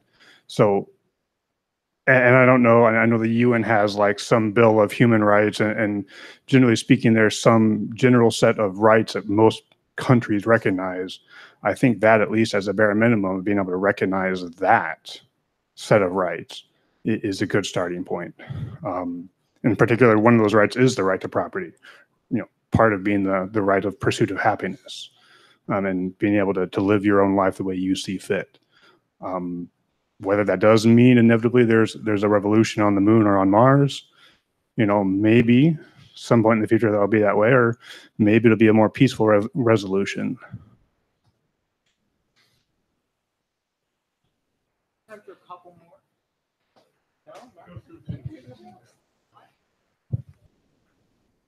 There's also the less popular socialist perspective where no one just knows anything. Like maybe we live in a post-scarcity. If we get to a post-scarcity era or economy, maybe like some united federation of planets just owns everything, and all the citizens don't have property. But yeah, The current law was like that, and no one wanted to invest in anything because there was no protection. All right, guys. Well, thank you for solving all the international disputes today. We'll go tell the UN that we fixed it all and go home. So we do have a shift in camera angle. And also, one brief announcement before we go into our next speaker. This brief announcement is for another space event in Los Angeles. Please give it up for Leonard.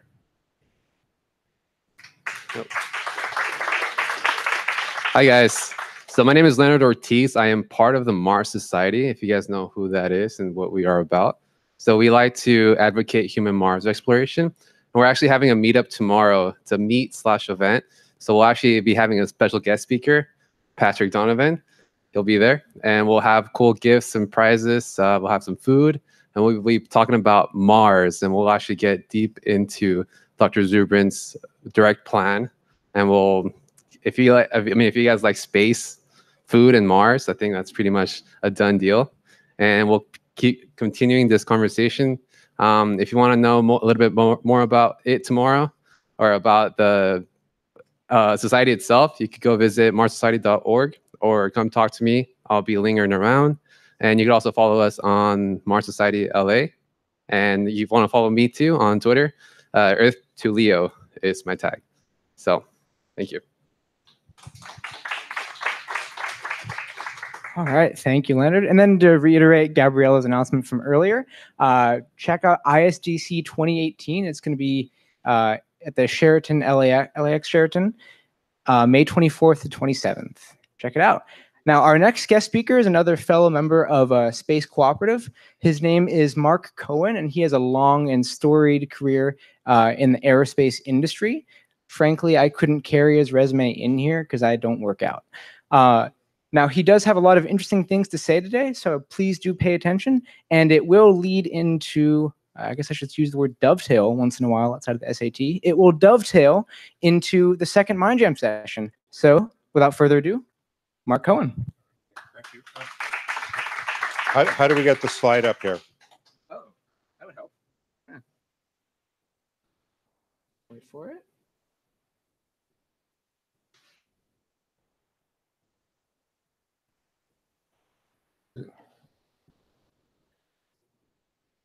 That one, yeah.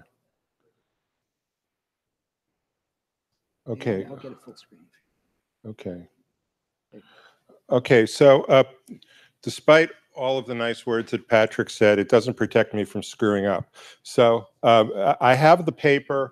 I don't have the PowerPoint. So there are a lot of pictures, but they'll be not full screen. So I'd like to suggest everybody move forward as far as you can so you're closer to the screen so you can see the little pictures.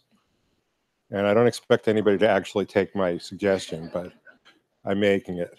So the title of this project, or at least the paper that came from it, is called "What Do We Give Up and Leave Behind?" And what it does, it looks at the question of long-duration human inhabitation in space from sort of a reverse or converse perspective of not what do we take with us, but what are we giving up when we go into space and leave behind the cradle of the Earth, the womb of humanity.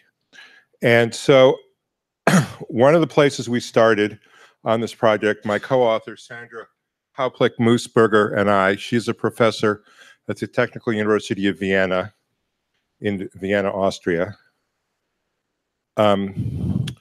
is to look at precedents. Now, probably the best known and almost universal story of leaving the world behind is Noah's Ark, where Noah and his family build this boat and take, the animals on board, shnayim v'shnayim, 2 by 2, except when they're 7 by 7, and they basically they leave behind all the rest of humanity, all the rest of civilization, which perishes, and all everything they knew about the earth, and they go into this void of this water world where there's nothing but water. And here's another example on that theme. This is from a story called "The Ark of Space," and in Startling Stories, this was published November 1st, 1939. And what it shows is all the animals going 2 by 2 into the Ark of Space, and which is what it says right up here. And you can see, if you were sitting closer, you could see that there's a row of soldiers here keeping away a mob of desperate humans from getting on board while the animals are allowed to board. Now, the date here, November 1st, 1939, is I think significant. Can anyone tell me what happened on September 1st, 1939? Right, Germany invades Poland, and it looks like the whole world is going to hell in a huge way. So we get a science fiction story about leaving the earth and getting away from it all. So the question of what you're leaving behind becomes a really enormous thing. Now, we've had a number of proposals in the so-called new space, I don't know what you call it, ecosystem or community, to have very minimalist missions to Mars. And the first of these, of course, thank you for the introduction to the guy ahead of me, was Robert Zubrin and his Mars Direct, which is the original minimalist or sub-minimalist Mars mission. So this is Zubrin's drawing of his settlement on Mars. And this mission is so minimalist that there are no connecting tunnels or inflatables. He has an inflatable greenhouse. This is the ship that landed, the crew, and this is a habitat that landed separately probably in a pre-positioning launch. Now, in the minimalist scheme of things, you're growing some of your food, small portion of your food in the greenhouse. If you want to eat lunch, you have to put on a spacesuit, carrying a pressurizable container, go out to the greenhouse, take off your spacesuit, take off those clumsy gloves so you can pick some lettuce or tomatoes or whatever, put them in the pressurizable container, close, seal it, keep it, turn it on to maintain the pressure and temperature, put the spacesuit back on, exit the air. There's got to be an airlock here in the greenhouse. It doesn't really appear, but it wouldn't work otherwise. Then go back into the airlock of the habitat, seal that, take off your suit, clean everything up. Then you can eat lunch. This is the only logical sort of result you have from minimalist, Zubrin-esque sorts of thinking, because it's not in any way intended to facilitate or enhance human life. It's basically a way of putting the absolute minimal engineering system that could possibly support human existence on Mars. But for how long? Who knows? Now, let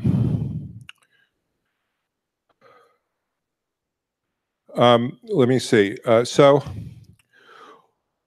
one of the things we find is the Inspiration Mars concept, which was this concept to fly a small capsule with 2 crew members out to Mars and return them to the Earth. And in their paper, the authors specify the extraordinarily precise mission duration of 501.28666668 days for their mission. But they have absolutely no calculations for the quality of the habitable environment on the interior. This is another example of minimalist thinking. So this is the spacecraft with some early Lockheed Orion solar arrays and an Earth reentry blunt body capsule, and the habitat module is some little slice of this here. And the interior is almost entirely packed with equipment. These are 2 crew members side by side in sort of a cocoon in the safe haven radiation shelter. This is basically the habitable volume people are going to spend almost 2 years in, this much. Okay, minimalist thinking. And so obviously there are a lot of things they're leaving behind. Now this is a rendering of it that was done by somebody else of another version of this 2-person compartment. So you can see the 2 crew members here in this cylinder. Now, this is a chart from a study that I did when I was at Northrop Grumman. The study was called Testing the Celentano Curve, an empirical survey of habitable or pressurized volume for human spacecraft. And basically, Celentano was a guy who worked for Rockwell International, actually for North American before it was Rockwell, who worked on the Apollo program and worked with the habitability aspects of those spacecraft. And he basically published a curve which said that human need for space, for volume in a spacecraft would follow a sort of a hyperbolic function where it would come up in a curve and eventually level off at some optimal level, which was about 20 cubic meters per person for an indefinite duration. Well, what I did here was look at all of the unique missions from the earliest Mercury and Voskhod missions to through space station in 2006, and plotted these. What makes them unique is the number of crew and the particular volume. And plotting those curves, it basically says that it does not level off. The power curve shows it continues increasing. The logarithmic curve shows it continuing to increase, but at a more gentle rate. The logarithmic curve crosses out here, but it's essentially the same data. So just portraying the variance in different ways. So what this tells us is that you get up to these longer missions, the Mir missions, the longest Mir missions, and the ISS missions at that time, the crew are living in 100 cubic meters per crew member. Now here's another mission. It's not quite so minimalist. This is the Mars One concept, where they have these oversized Dragon capsules that land and then they attach together on kind of the upper deck level with these tunnels. Here you see a crew member opening the trunk, sort of, and in a spacesuit. So it gives you the idea of the scale. It's the height of this is probably about 15 feet, I would guess, at the most. And then they have a concept for an inflatable module, large inflatable module that would be where they would grow food. But this too displays many of the minimalist issues, which I won't go into detail about this. Now, there was a project that was called the Crew Safety Human Factors Interaction Model that Maria Young and I developed in the early 80s for the Space Station Advanced Development Program, and this has been iterated by a number of other people several times. Basically, what it says is that stresses on the crew can cause degraded crew performance, and you have an opportunity for countermeasures against stress. If you don't successfully counteract the stress, that degraded crew performance means that you can have potential of human error and safety, the creation of safety hazards. So then you need a second battery of countermeasures against human error. And so we looked at the environmental issues in terms of the fact that if you don't have a good environment to live in, if you're not comfortable, if you're not healthy, if you're not happy, all kinds of bad things can follow. And we went into quite a lot of detail about the different things that could happen in terms of feelings of claustrophobia, lack of privacy, irritability, sleep disturbances, sleep deprivation, circadian desynchronization, poor communication, leading to conflict, paranoia, failure to respond, failure to communicate, breakdown in life support, and so on, if the environmental quality is not maintained. Why aren't we moving here? And that's another habitability table, critical habitability table. Whoops. There we go. So this is something I've been thinking about for quite a long time. In fact, I wrote parts of this paper 30 years ago or more, but I could not figure out how to convey the concept visually until a few years ago. I think it was in 2014. I went to see an exhibition called Intimate Impressionism at the Legion of Honor Museum in San Francisco. Next time you go to San Francisco, I urge you to see it. It's a wonderful, charming little museum that has great exhibitions. You can walk outside and see the Golden Gate Bridge from outside the gate. Anyway, so on the way, as we walked from the parking to the museum, we saw a coyote just wandering across the grounds, and wildlife, and then there were not only the Impressionist paintings, but also Old Masters and other classical paintings. So this is a still life by an artist called Jean Motel, who lived 1652 to 1719.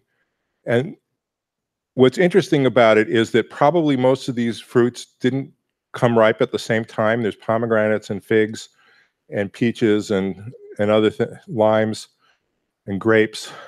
They might have, but probably it's kind of where he lived in Holland, you could not get them all fresh at the same time, especially without refrigeration. So this started me thinking about a way to convey this concept of what do we give up and leave behind. And Sandra and I, my co-author, agreed to focus on 6 areas: restricted diet, constant confinement, disconnection from the natural world, no separation of work and social life, no family life, and repetitive and often meaningless tasks. So here's another still life from Jean Kepernick from this is from the 19th century. You see this orange peeled. This is just all oranges, showing that abundance of fresh fruit that you would not have in space. I mean, going on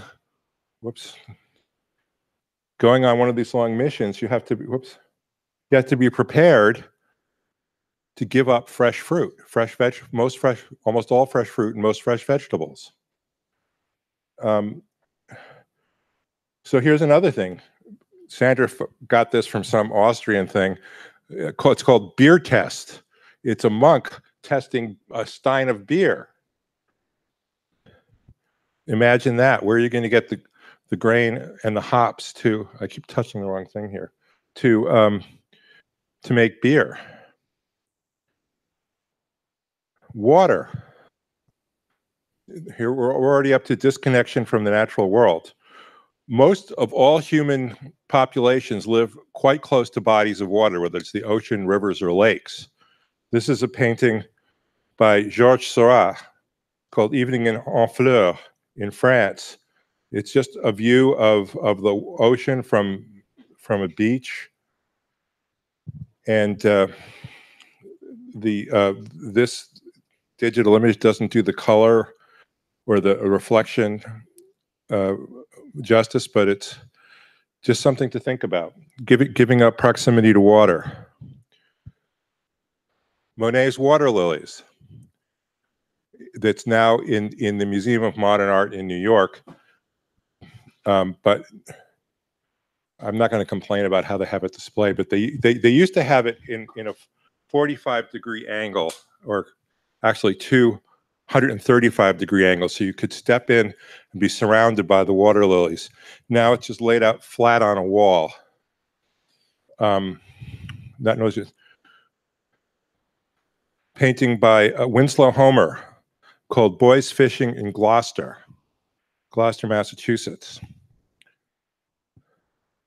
Fresh fish and recreation on the water. Matisse's The Swimming Pool. Imagine living in a world where there's never enough water to swim or probably even to take a bath. So some more items here about connection with nature. Egon Schiele's Sunflower. Paul Cézanne's painting In the Forest, which is part of the permanent collection at the Legion of Honor Museum. And then another aspect of contact with nature is shown in this painting by Child Hassam called Rainy Day on Fifth Avenue from about the year 1900, where you can see the pedestrians have umbrellas up to protect them from the rain. If you live in the city, one of your main contacts with nature is just going to be rain and wind. And that's a key part of your experience. Now we get to no separation of work life and social life. That means on a crew of 10, 15, 20, 30, 40, which is what we're likely to see for the next century at least, you're going to socialize with the same people you work with. So you'll see the same people day in and day out.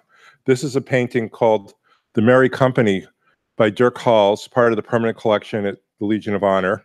And it shows basically a merry crew partying, drinking in whether it's a living room or a public house, I can't really tell, but this painting established a type of genre painting in the old masters period called The Merry Company.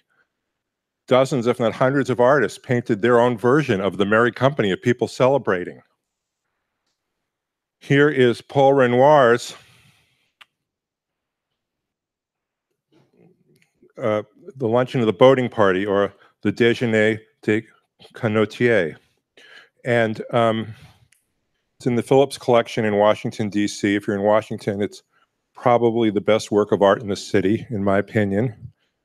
And basically, it shows a group of people of multiple ages. This is a teenage girl who's staring directly at the artist.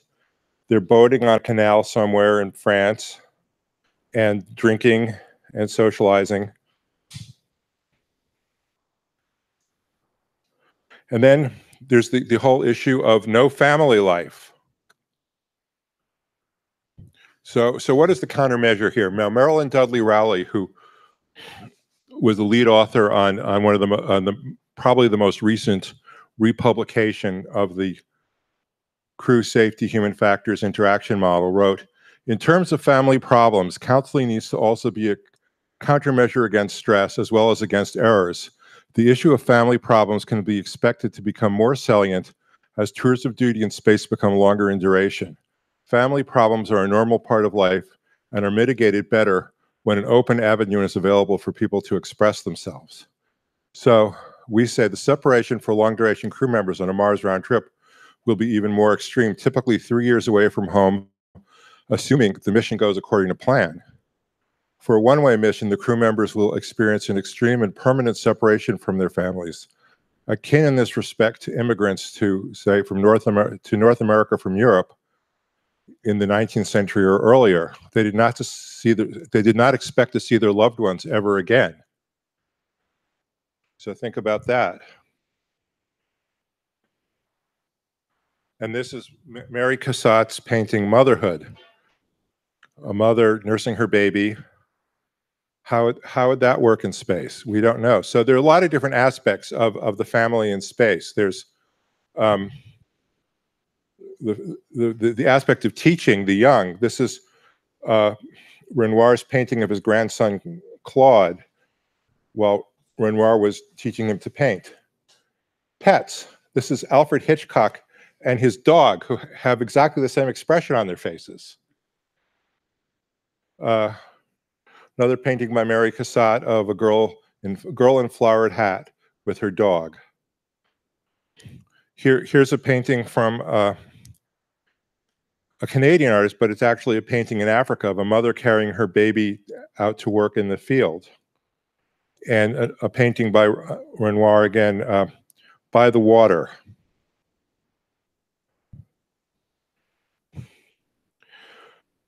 Repetitive and often meaningless tasks. Now, nobody addressed this problem better than Charlie Chaplin did in modern times.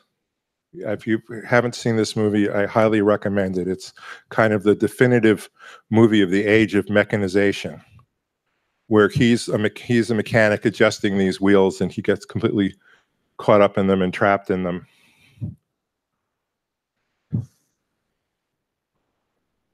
And then, what's the next one here? Whoops.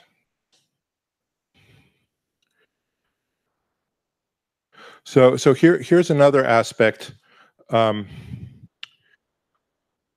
painting called Daily Routine in Africa by an African artist named Bawala Yusuf Osama. And I believe he's from, God, I forget. He's from someplace in West Africa. But he's showing a market day, people carrying their loads to market and coming to buy things. And so the routine is quite different. You're not doing the same thing in exactly the same way every day. So I've gone on long enough about this. The paper's available online on the spacearchitect.org website.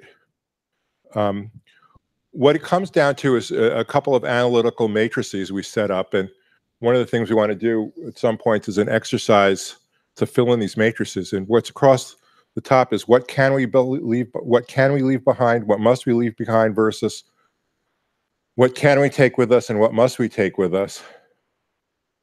And then sort of the converse, what must we leave behind, what must we take with us, what can we leave behind, what can we take with us. So these questions on the left, on the y-axis, are different.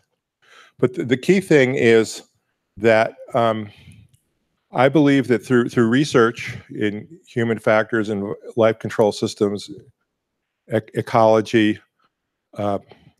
operations, engineering, architecture, and so on, we can solve these problems, but not through denial, not by taking the approach that we've got to do the absolute most minimalist engineering solution that could possibly get a living body to Mars and possibly sustain it there and maybe even get it back.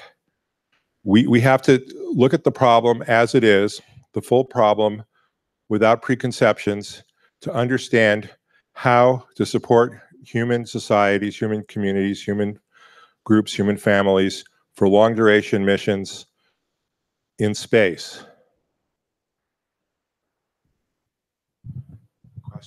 Questions?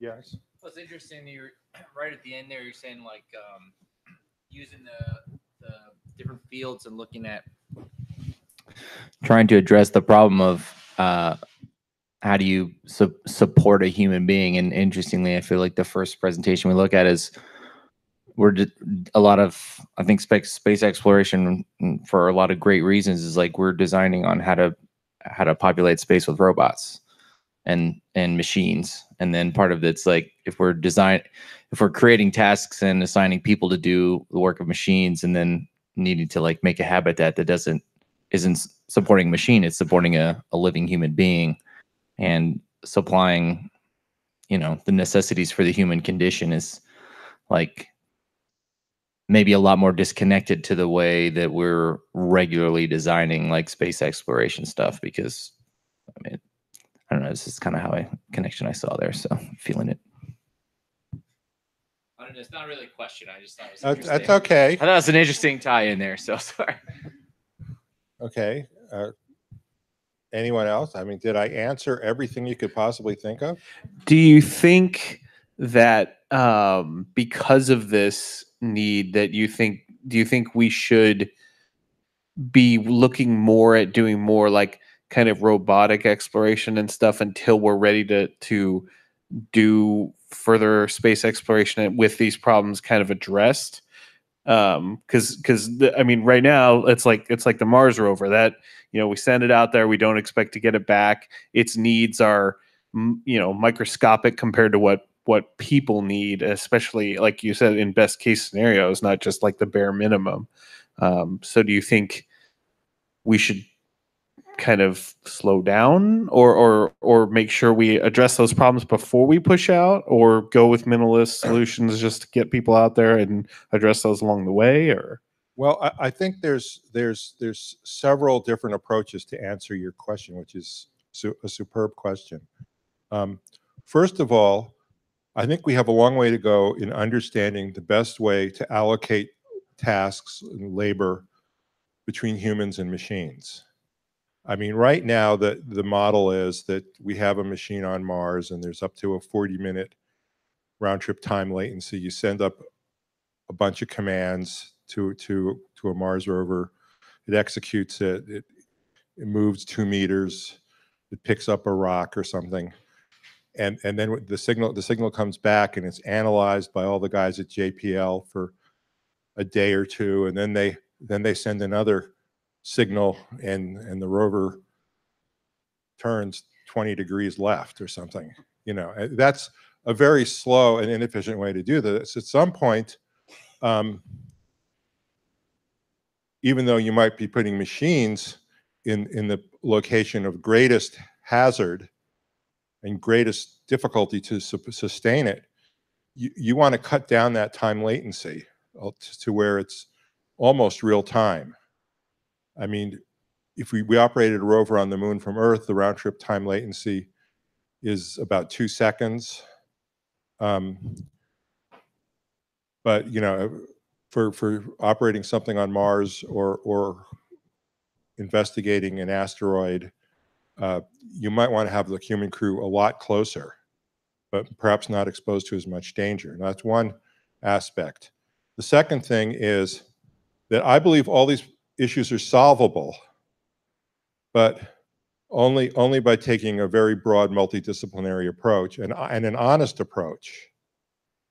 And there's a really ironic difference between the early Soviet and American space programs, which is that in the American space program, almost no matter what went wrong, everything was normal. Everything was okay. The crew members, the test pilots could handle anything, any stress. On the other hand, in the Russian space program, there's a very different cultural tradition, which is, to paraphrase, was what Woody Allen said in his movie Love and Death: to love is to suffer is to love, to suffer is to suffer. So the Soviet cosmonauts, early Soviet cosmonauts, had to show how much they suffered, how hard it was.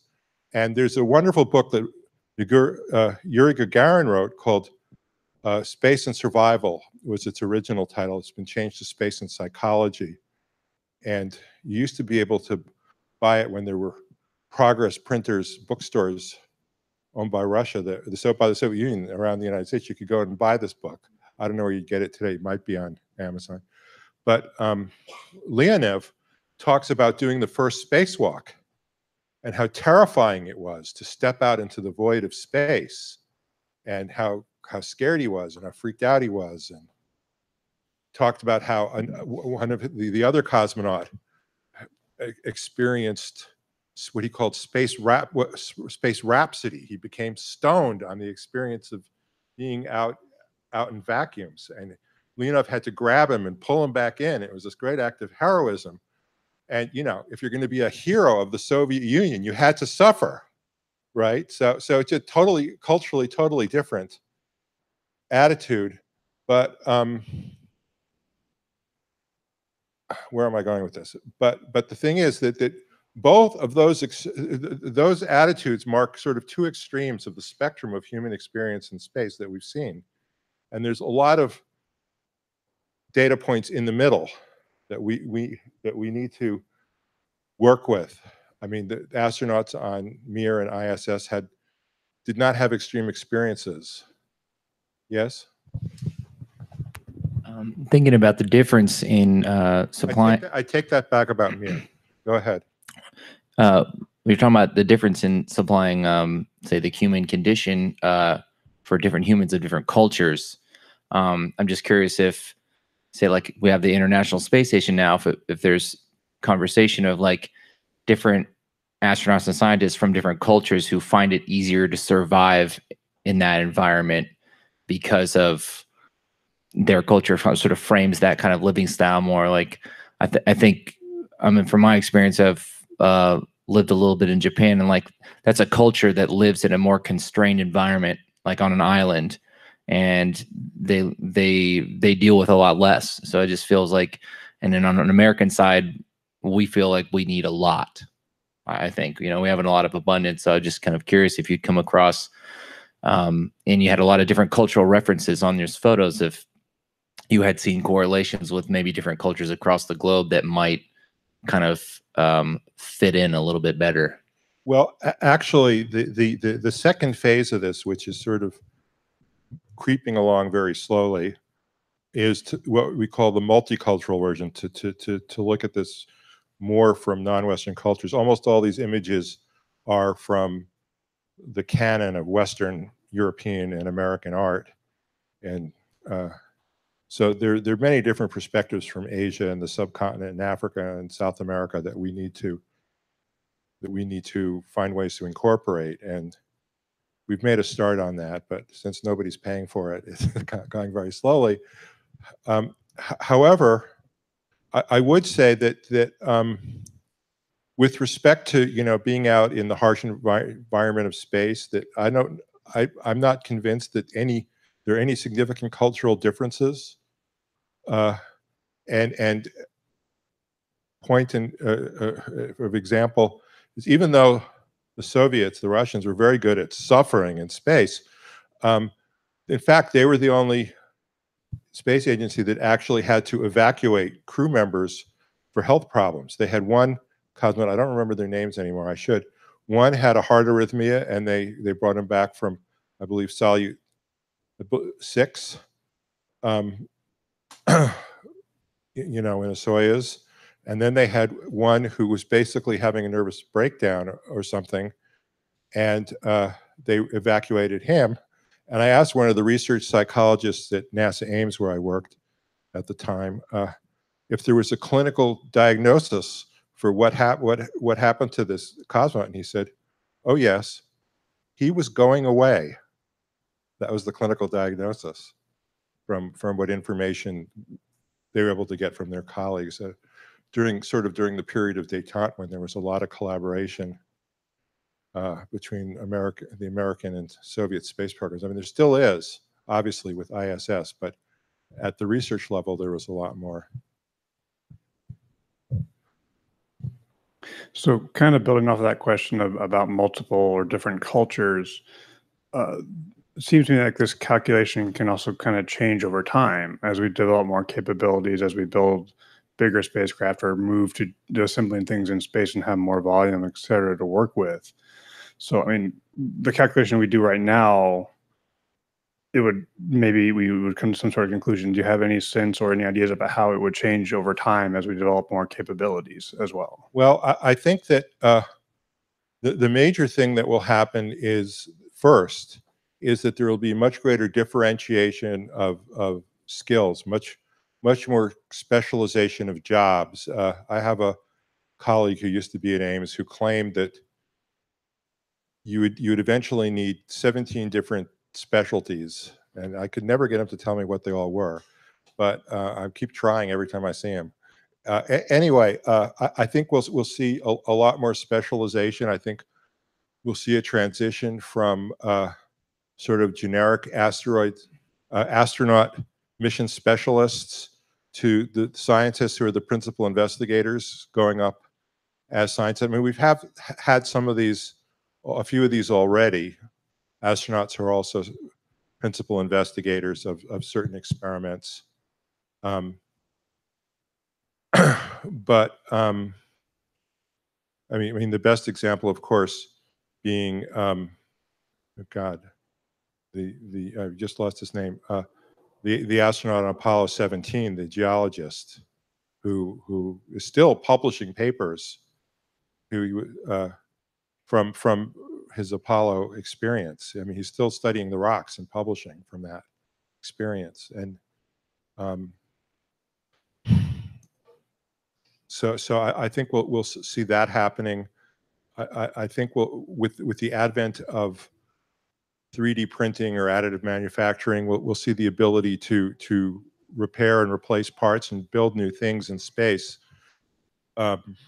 which will do two things. One, it'll make it easier for the ordinary astronaut or cosmonaut to make things in space, but also it'll create a need for people who are really good at those designs, at creating those designs and making those parts to be in space also. I got one quick last one. Sure. Sorry. Yeah, you were saying that these things are important, like as long as we listen. And I was wondering if you felt like you kind of have an idea of like, is there a lot of resistance to like doing this kind of work and like finding these solutions? And if so, like, where do you feel that's coming from? Well, I'm deeply impaired by having spent more than a quarter of a century working for NASA. So I'm accustomed to, walking into a meeting at various NASA centers and meeting a wall of total resistance, and seeing that happen to other people too. Now, to a certain extent, the intercenter rivalries have diminished because of the relative decrease in resources. People need each other a lot more than they used to. I think that it's always difficult to convince people in a bureaucracy to do anything new. It's still difficult to find people at NASA headquarters who will stand up and stick their necks out for doing something really new and risky. I mean, the very nature of system engineering is to mitigate risk and to prevent errors from happening, to prevent failure. That's both the beauty and the bias of that discipline. And so, so as the first speaker said, you have to make an exciting story. You have to show that the science is feasible and good. You have to show that the engineering and the technology are feasible and good and a worthwhile investment. You're always arguing your case. But I would say that the biggest problem is with the way missions are funded. I mean, the fact that every mission is like a one-off spacecraft that's doing, going to one body, whatever.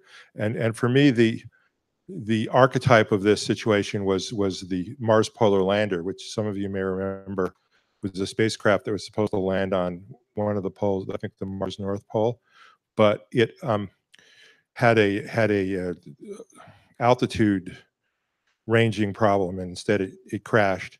Well, that was the end of that whole thing. They developed all this technology. So I asked you, how many poles does the moon have? How many poles does Mars have? Why didn't the United States make half a dozen of those, test it on the moon first, and okay, you lose the first one because of some glitch. Then you have 5 more. You do 2 lunar polar missions and maybe 3 Mars polar missions. And we make these enormous investments in new technology, new systems, new spacecraft, and then use it once and throw it away. And every other team has to start from scratch, in essence. I mean, they have access to the same instruments, the same technology, the same coding, whatever, but they're putting it together from bits and pieces instead of saying, okay, there are lots of bodies that have some certain characteristic. Let's make a versatile spacecraft that can go and visit a dozen different asteroids, planets, whatever. Why does everyone have to be a unique design and a competition? And I agree with the first speaker that we should fund all the missions, but maybe they shouldn't all be completely separate, different missions. Maybe we should have more combined missions or more combined purpose spacecraft that are more versatile. So we could, if not mass produce, at least get ourselves back to Eli Whitney and the cotton gin, or the first firearm with interchangeable parts. You know, we need some early 19th century technology thinking in the way we make spacecraft for these missions. That elapses the Q&A. So thanks again, Marc, for your presentation.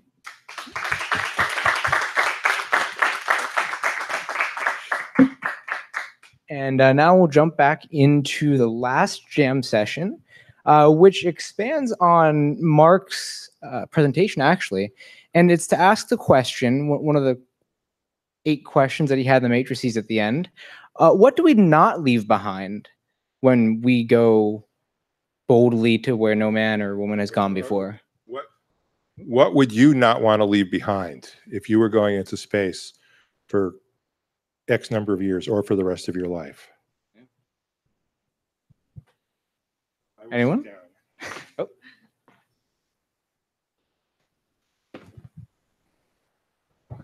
Oh. Hi, my name's Harley. I would want to have a way to communicate with other people on Earth, without like super latency. So if there's some technology where, say, if you were on Mars, you could do online gaming with people on Earth or something. That way, at least you wouldn't have the social anxiety or the social, isolation of being in space. So I wouldn't want to leave that behind. Connection with other people.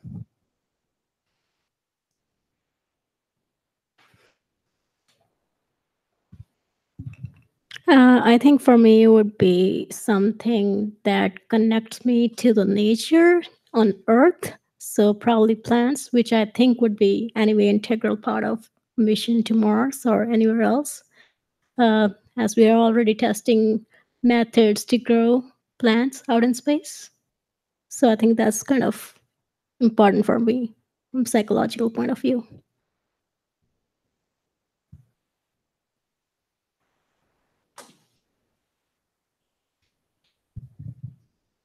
I think I wouldn't want to leave sunshine and the feeling of wind on my hair. And I really don't know how we would do that, but I think it would be important for my well-being to have some sun heating my skin and the wind in my hair. Yeah.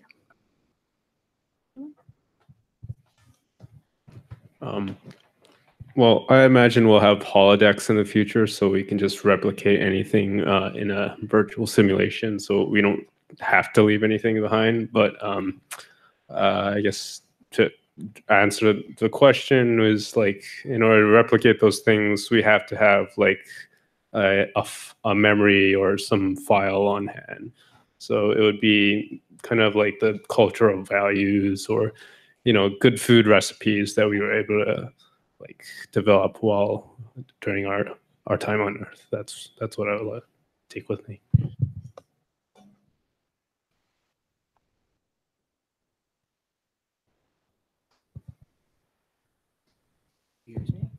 Apologies in advance to the vegetarians and vegans.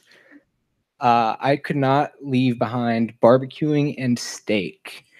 And I do want to point out that to date, as is, well, at least on unclassified missions, no one has cooked in space. It's all freeze-dried baggies shaken up with water. Someone's got to do it first. I'll take one for the team. Yeah. I think something that maybe touched on a few times here too is like, I think it's really important to take our history with us, that we shouldn't leave that behind. Because venturing out farther into other things, I think like we really need to be wise about like how we learn from what we already know. And I think out there you can kind of lose yourself, you know. So I think that would be a good thing. Just basically information.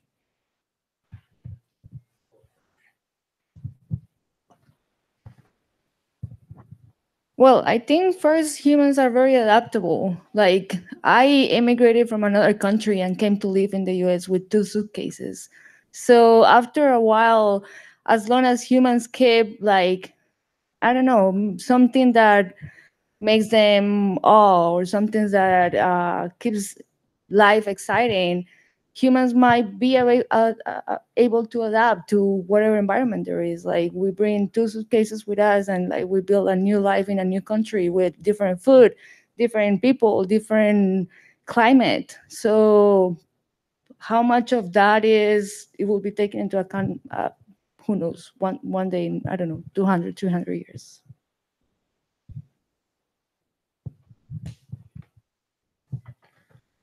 So I guess 2 comments or 2 ideas about what would be good to have. Well, so the first one is one time I actually got a chance to ask an astronaut this. You know, from them being in space, what do they wish they had the most? And I guess maybe to contradict the second speaker, the thing that they said they missed the most was gravity, and not just because they liked standing up or for any health reasons. In fact, they quite liked floating around. But what really annoyed them is when they put an object down, it also floated around. It didn't stay in place anymore. So maybe even just that small thing would be nice to have.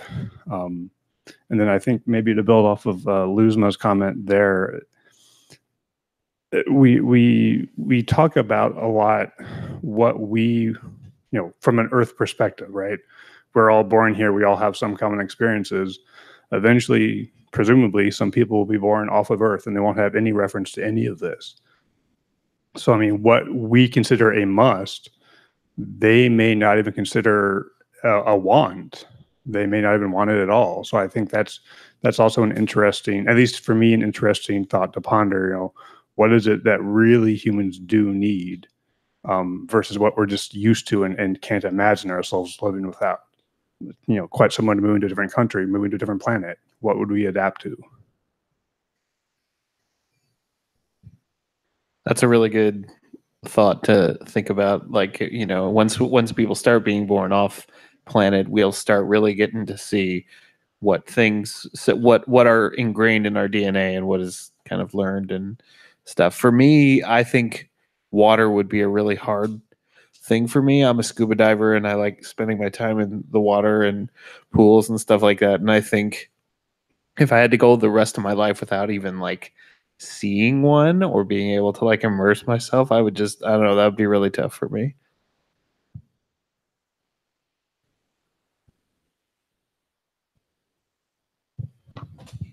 I mean, I think, okay, this is just off the top of my head, but I think having human connection purely is like probably the one thing that makes us human, and like the one thing that we probably, like, if there was nothing else in the world, like something that we could live with. I mean, I guess unless you're a hermit who like doesn't really want to interact with anyone ever again, maybe. I don't know.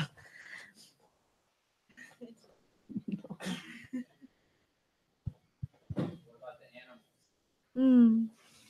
Take plants and other I miss my cat for sure.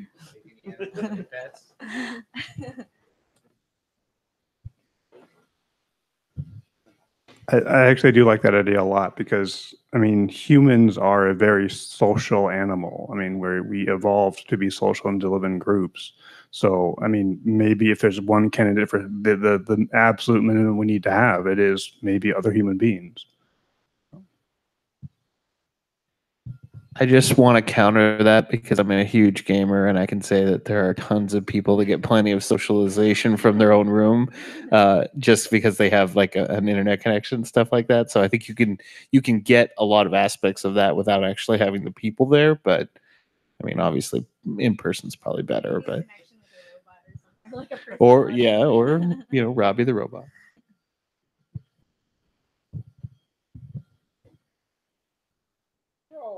down, you can call it a night. Get the local bar. Clean up. Yeah. Anyone else? Guys?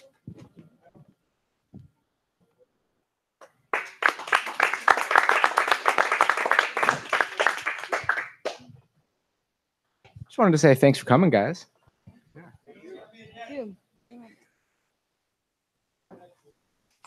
Until next week, yeah. Bye. Yeah.